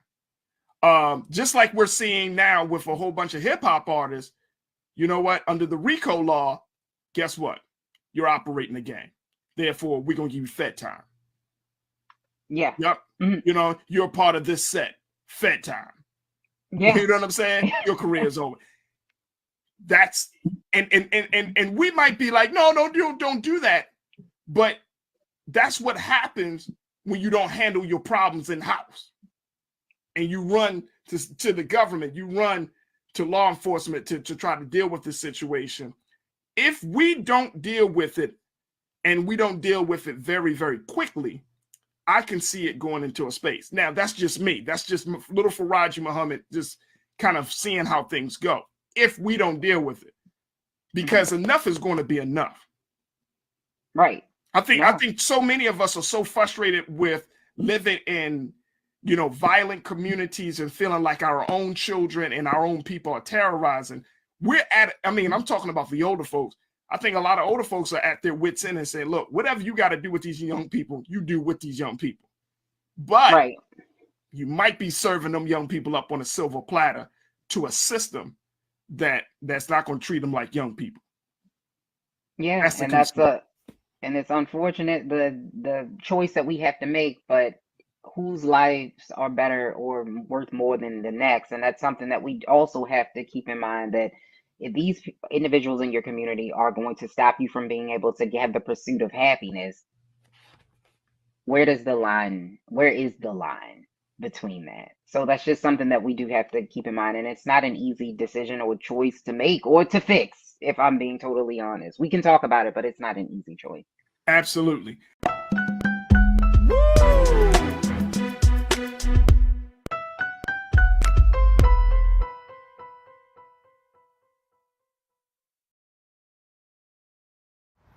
How about sushi? I just had sushi for lunch yesterday. How about tacos? Automatic emergency braking, one of 6 advanced safety features standard on every 2022 Chevy Equinox. Find new technology. Find new roads. Chevrolet.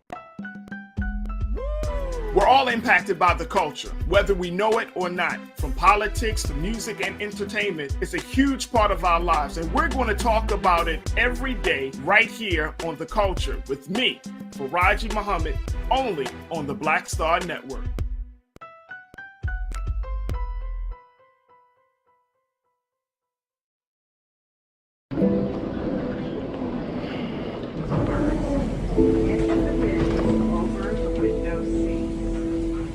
Are the only bins that will accommodate larger rollerboards.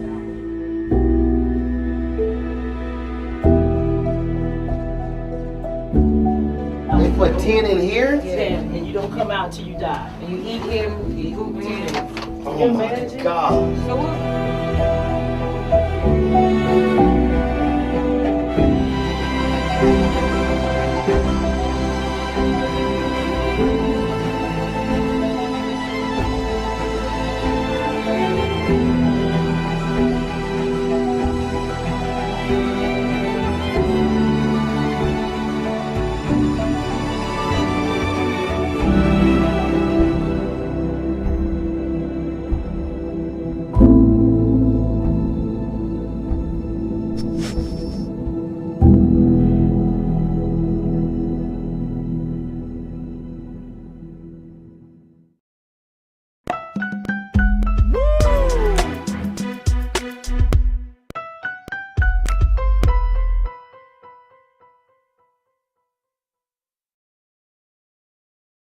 I wanted to switch gears because as we're discussing all of these things that are happening, they can kind of weigh on your mind. Well, today I wanted to highlight and have a conversation about Hood Huggers International. Now, the Hood Huggers International is a group of Black folks that are changing the game about Black life and culture and social justice issues in the mountains. Let me just share with you what they're all about, folks.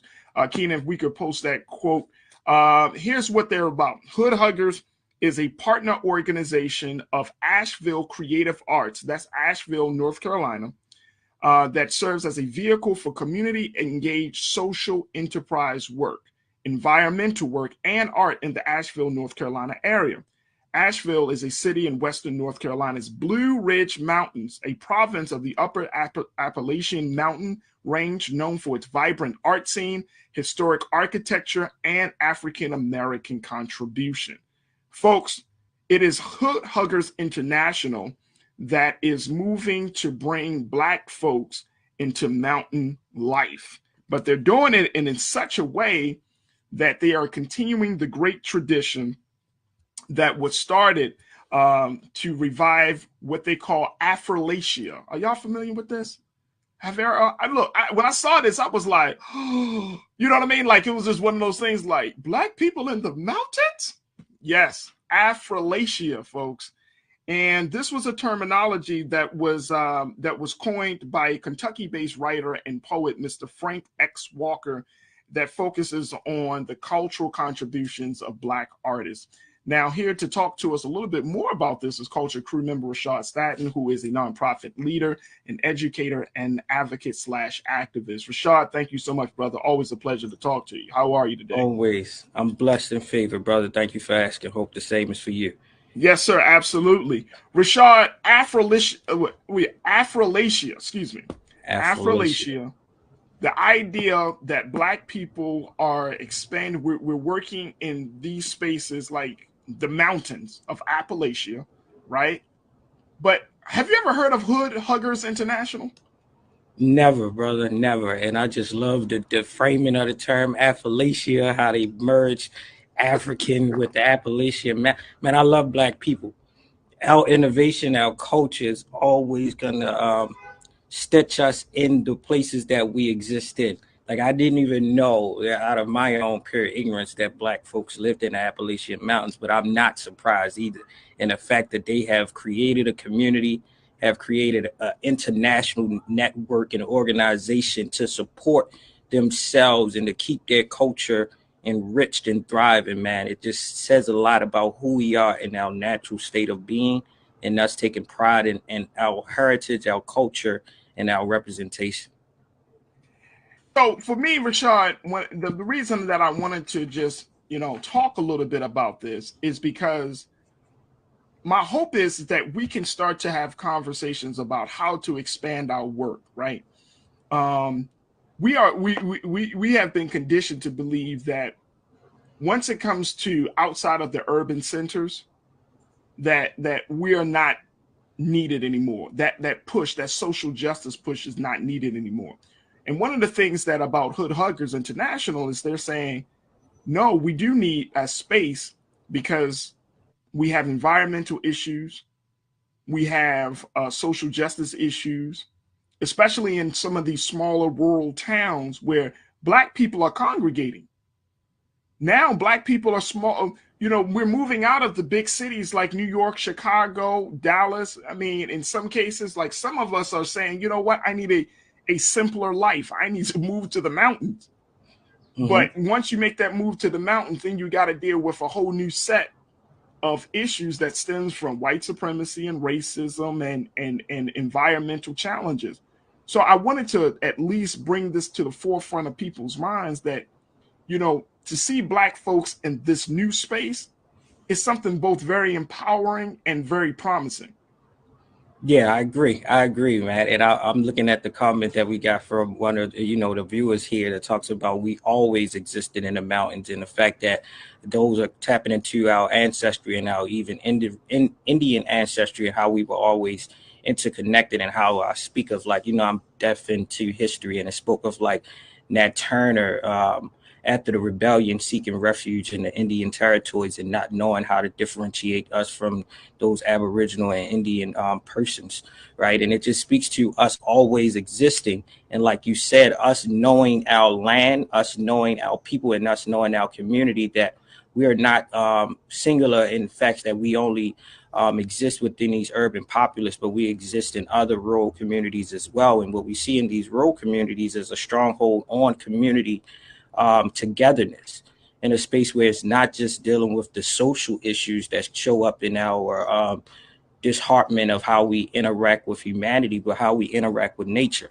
right? And these folks understanding environmental consciousness and understanding how to sustain themselves using the nature around them just shows us, if we tap into our original state of being, that we can always thrive and we can always use our nature to make sure that we are sustainable and that we can live a fruitful livelihood. So I think a lot of what we might be seeing from Hood Huggers can easily translate back into urban communities, as some of their programming around education, arts, around history, and around expression. We see this in very smaller subsidies in our urban populations, but how do we take this unique approach of this smaller community that have found a way to create international footprints. I think that's something that can allow us to scale out with the minimalist distractions that they may get versus those that are already residing in urban populations. Because, like you just said, we are watching another migration of Black and brown folks across this country, going back to rural areas, going back and moving outside of just the common grids and things that we have often been perceived to think that's only where we reside at, right? We watch this differentiation of like, these de jure segregation policies that move us from the cities out into the nearby counties, but we're also now populating these rural areas, and we're going back down south rather than these northern, upper northern southern states like Maryland is, but we're going further down south to get that. And we're seeing this even in the rural communities that are surrounding, you want to say Houston, Texas, or surrounding Charlotte, North Carolina, and surrounding these areas outside of the Atlanta that we all seek pride in. But we see these others existing in these communities too. And I'm just willing and curious of what we can learn from them that we can sustain ourselves in these urban populations. Absolutely. I want to bring some comments in, folks. Post your comments. Let's get to them. Shalinda said Black folks were already in the mountains. So let's post Shalinda's comment real quick and get her thoughts on this. And folks, y'all keep it coming. Black folks were already in the mountains. Truth be told, the Indians that hid in the mountains were my Black ancestors. Absolutely. Absolutely. I love that. I love that. Lana checked in and said, look, I'm from a small town. I think this is Arkansas. Am I not in AR? That's Arkansas, correct? If I'm not mistaken. Is that Arkansas? I believe that is. Y'all gotta forgive me. I know, letters and stuff or initials for the states. I'm gonna say Arkansas because she said the Midwest. I've been in the Midwest since college. I just bought 6 acres and trying to buy 7 more. I want to go home. The air smells different. Trust me. Lana said, yep, that is Arkansas. All right, Lana, thank you so much. No, you know what? Lana, let me tell you something. You know it and I know it. You understand the power and the value of land. So if you got 6 acres, that you got a nice piece of land there, right there. And then you're trying to buy 7 more? Come on, sis. You're going to have to grow some food. All power to you. She's going to have to grow some food for us. Lana, you're going to have to grow some food. She want to go home. The air smells different. Trust me. And you know what, Rashad, it's interesting because like our generation, well, you're younger than me, but I think we're still like, I'm on the tail end of the generation. But the fact is, like our generation, those your age, a little bit older and leading up to my age, we don't know about this part of our culture, about being a part of the land, about living in the mountains, about that. I mean, I think there's a segment of young people of the next generation who are into that. But we've been so urbanized, and I don't even know if that's a word. Is that a word? I don't know, but you can get coined for everything. The idea of us going out, living off the land, tilling the land, cultivating it, going on a farm. I mean, generally those things happen when you get into your 40s. Like I'm in that space now. Like, oh, that'd be dope to kind of have a farm. You know what I mean? That'd be simplify dope to life a little bit. That I can actually eat. That would be dope. Like I would want my children to eat what's coming from the ground. You know what I mean? They don't have to worry about the processes of stuff. Like how do we get our people, especially the next generation? How do we get them to be excited about just getting back to this natural place? Yeah, I think one is it's a natural like rise of consciousness and awareness that we're starting to see, right? Yeah. And the fact that we understood that we eventually moved from this space where slavery enforced us and enslaved us to the point that we saw agriculture and sustaining and cultivating land as oppressed labor. But even as we became emancipated, we then found out clearly in our history, and if we read deeper beside what's given to us in the educational system, that we gain a sense of our own worth and value and our own dependency and autonomy. That when now we're raising consciousness and vibrations in our community, we're starting to be very self-aware that we should go back to what has allowed us to, to thrive independently on our own and not be dependent on societal norms or the urbanization that provided us once at a time further opportunities and employabilities. But the reality is these mills and these factories that was once thriving in our country has now been displaced and has all been sent out into other countries. And America is not one of those places that have a strong hold on agricultural development. So it's that space of now, if our country doesn't have the business framework, we as homes and houses and communities must attain to that opportunity so that we can ourselves continue to live, continue to thrive, and we can actually remedy a lot of the social indicators and determinants that's holding us back from progressing.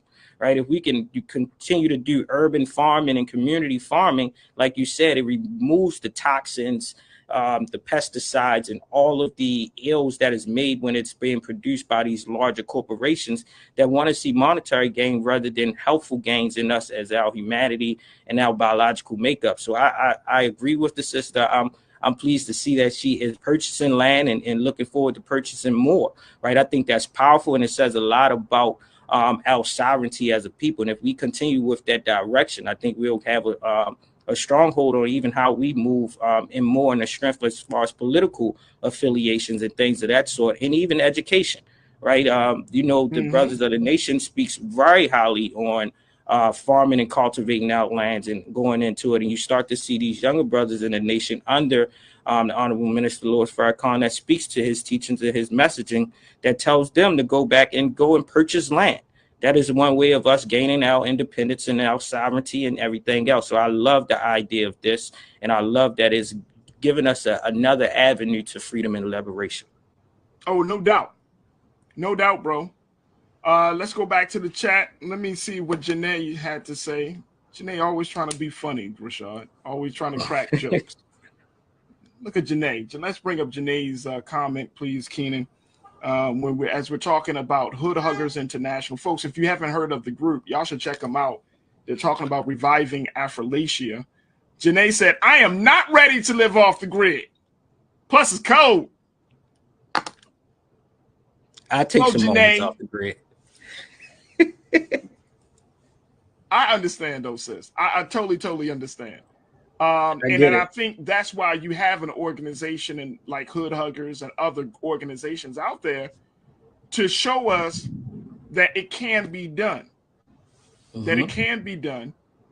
And I think that it helps at least to open up our minds. Not even if you don't jump fully into the lifestyle, but at least you know that maybe I can try this, every couple of weekends during the year or something. You're going up to the mountains with some professionals that can help you to understand the beauty. I mean, just to expand, because here's the place I'm at as well, Rashad. Like, when we talk about self-care, sometimes people say, oh, self-care is going out and buying, going to the store or going to and those things are nice. But self-care, when I think of self-care, I'm thinking about you becoming one with nature. I'm thinking about you, putting the phone down, walking away from the social media, and just getting into a place where you can breathe, you can take in new oxygen. You can stand on the top of a mountain or looking over the ridge where you can see the sunset. You can, just letting your body, to Lana's point, stuff starts to smell different when you're at the top of a mountain. You can breathe and you can let the energy of the trees, the energy from the sun, the energy from nature to feed you. So, Janae, I hope you don't have to go in there when it's cold, sis. You can just go out there when it's like a nice warm day. I don't know what city you in, but I would highly encourage, all your major cities, there are places, especially like on the East Coast. And then, of course, on the West Coast, you got mountains all over the place. But take the time to do that level of self-care, not just getting like a massage or those things are nice, trust and believe, a mani and a pedi, I got you. But that self-care, being one with nature, I think would change your life. Ryan, now this is Ryan. I want to, let's take a look at Ryan's comment. I think this is absolutely excellent. Ryan said, the further you get away from cities, the more freedom you have. I want us to think about this, Rashad. The further that we get away from cities, the more freedom that we have.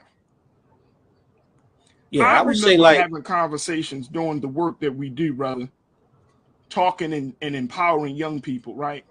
And it always blows my mind when I come across Black youth that have never ventured outside of their neighborhood, or they never ventured outside of their city to go like correct. camping. You know, I would work with programs that would take young people out camping. And I'm talking about 13, 14, 15-year-olds saying, I never been camping. Yep. I had that same lived experience until I was, had that opportunity awarded to me, and it changes your life. Even with the work that we do, and we know this is passion and service oriented work. My best way and my preference to reconnect and recharge is to get off the grid. A lot of times finding these places to go hiking, to go walking, to go trailing, to go camping, and just to go into these secluded places where you connect, and you become earthly people, in which we naturally are. We connect back to nature. We silence the distractions and the noises.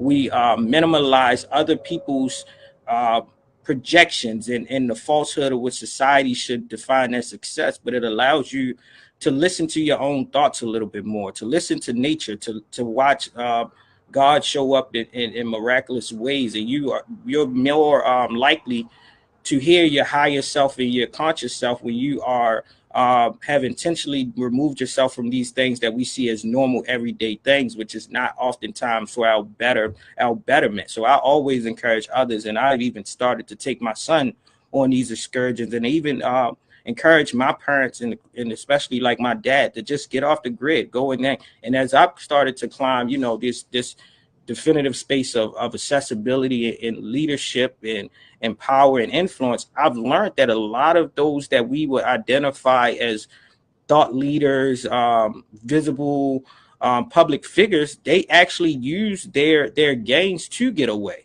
And a lot of times they do that. But the reality is, when they're doing that, they're not going back to the communities that they're serving, often come from, to say, hey, this is my way of recharging. This is my way of rejuvenating. And we need to make that a common way of self-care. Like you said, a lot of times it doesn't have to be these things that we're often used to. Sometimes, and at the times when we go and go off grid, it is least costly. It doesn't cost much besides travel. If you have the accessibility to travel, then you should have the accessibility to disconnect. So when you do connect back, you are back to your full and whole self. Let me so tell I you love something, this idea, brother. Let me tell you something. That's the stuff that we're talking about. Karen, let's bring up Karen's comment, Keenan, because I think she's on point as well. Karen M checked in and said, "That's right, Faraji. That is self-care, being in nature, and if we can begin to be self-sustaining, that would truly be self-care." Amen, Karen. Amen. Self-care, you're in touch with nature, and then self-sustaining. That's what I'm talking about. Look, folks, look. And I think sometimes, Rashad, I know I'm getting older because certain stuff is starting to excite me now that it didn't excite me when I was younger, right? You know what I mean? Like this whole idea of being one with nature, this whole idea of, and I'm getting in this space, folks, and I'm sure some of you are in the same space. Like, we've carried so much pain. We've carried so much pain from our personal experiences. We're working to try to shed the expectations, the unhealthy view that others have placed on us and that we have accepted. We've carried so much pain of being Black in America because that leaves a physical and psychological, that has a physical and psychological toll. Like what we saw in Buffalo, that will have a physical and psychological toll on not just East Buffalo, but for all Black people, because we're connected. Like, as much as we might think that we're not, our DNA is connected. Like that's how we able to feel for those brothers and sisters that lost their lives in that tragedy, because It's something that's literally in us, our DNA. It's a part of our makeup, right? So we're connected. So we carry so much pain and so much hurt and so much tragedy and so much trauma that now, you know, to become one with nature, to become one with yourself, to not live in a schizophrenic mindset. All of these things become more to me, like they become more attractive to me. I'm realizing, Rashad, and you might be at this place too, bro. I'm realizing like the things that America, that this country and our culture has said is important, is not important. Money is not important.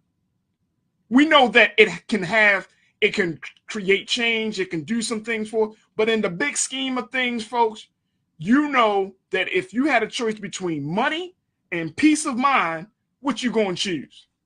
I'm choosing that peace of mind. Same here. Same here. You know what I mean? Like we carry so much in our years. That's why young people looking old people looking older, depending on your lifestyle, depending on what you allow coming into your mindset, your head.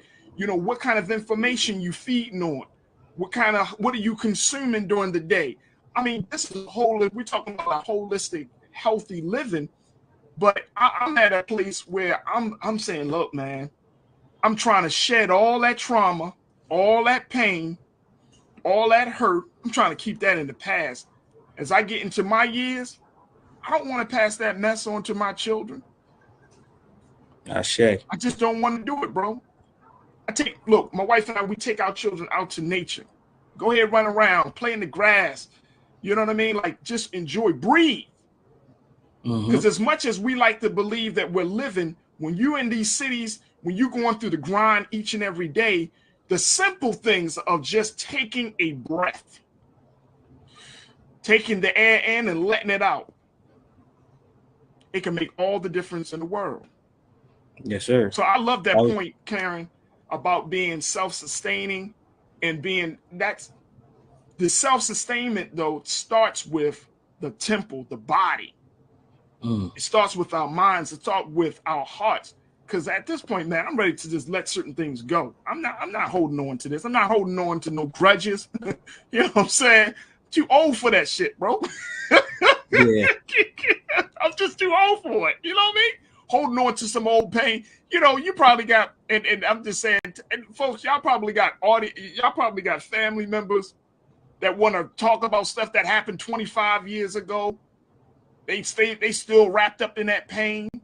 You got stuff that you want to hold on to, past trauma. Man, look, let's do ourselves a favor and learn how to process that, work through that, get back to ourselves. Because this is, when I heard about hood huggers, I was like, man, that's an outward journey of an inward quest.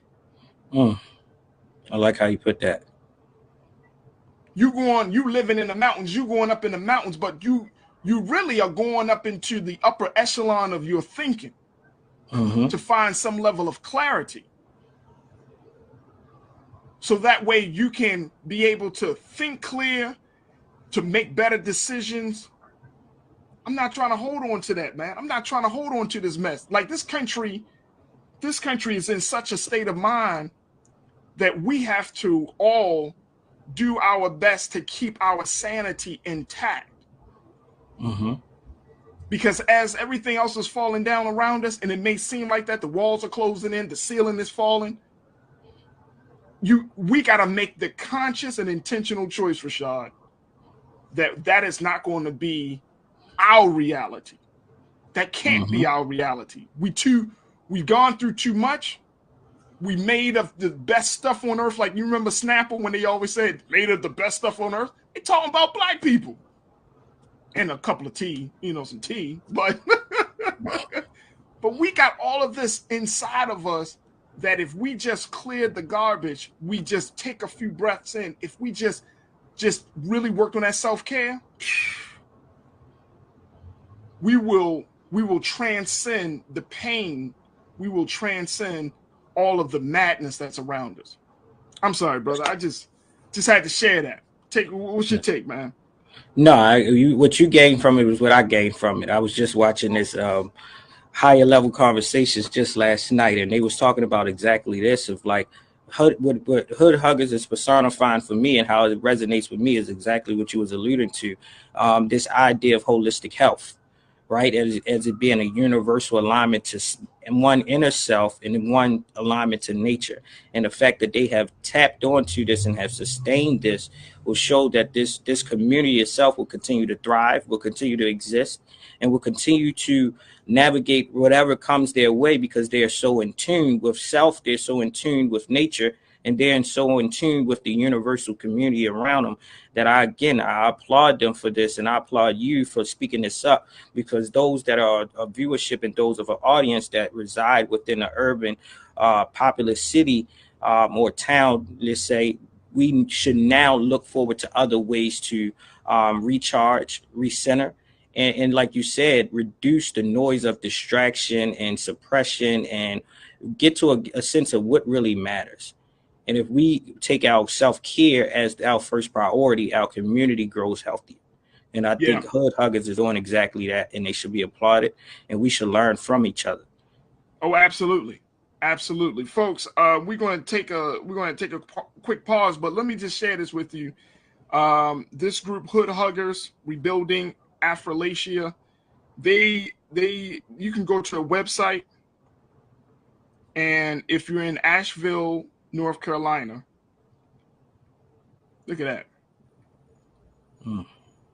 They got the colors up there, folks. I wanted to show y'all. If you're in Asheville, North Carolina, they will actually give you what they call a hood tour. Take you right up in the mountains, Rashad. Look at that, man. I got to get them on the show. I was about to say that. Whoever thought to correlate the name Hood to be in the wilderness and to be in nature, and it just shows us reclaiming narratives and us living in our everyday story. Yeah, this is beautiful. So if y'all live in Asheville, North Carolina, definitely check them out. But Hood Huggers International, beautiful, beautiful group of Black folks doing some great things.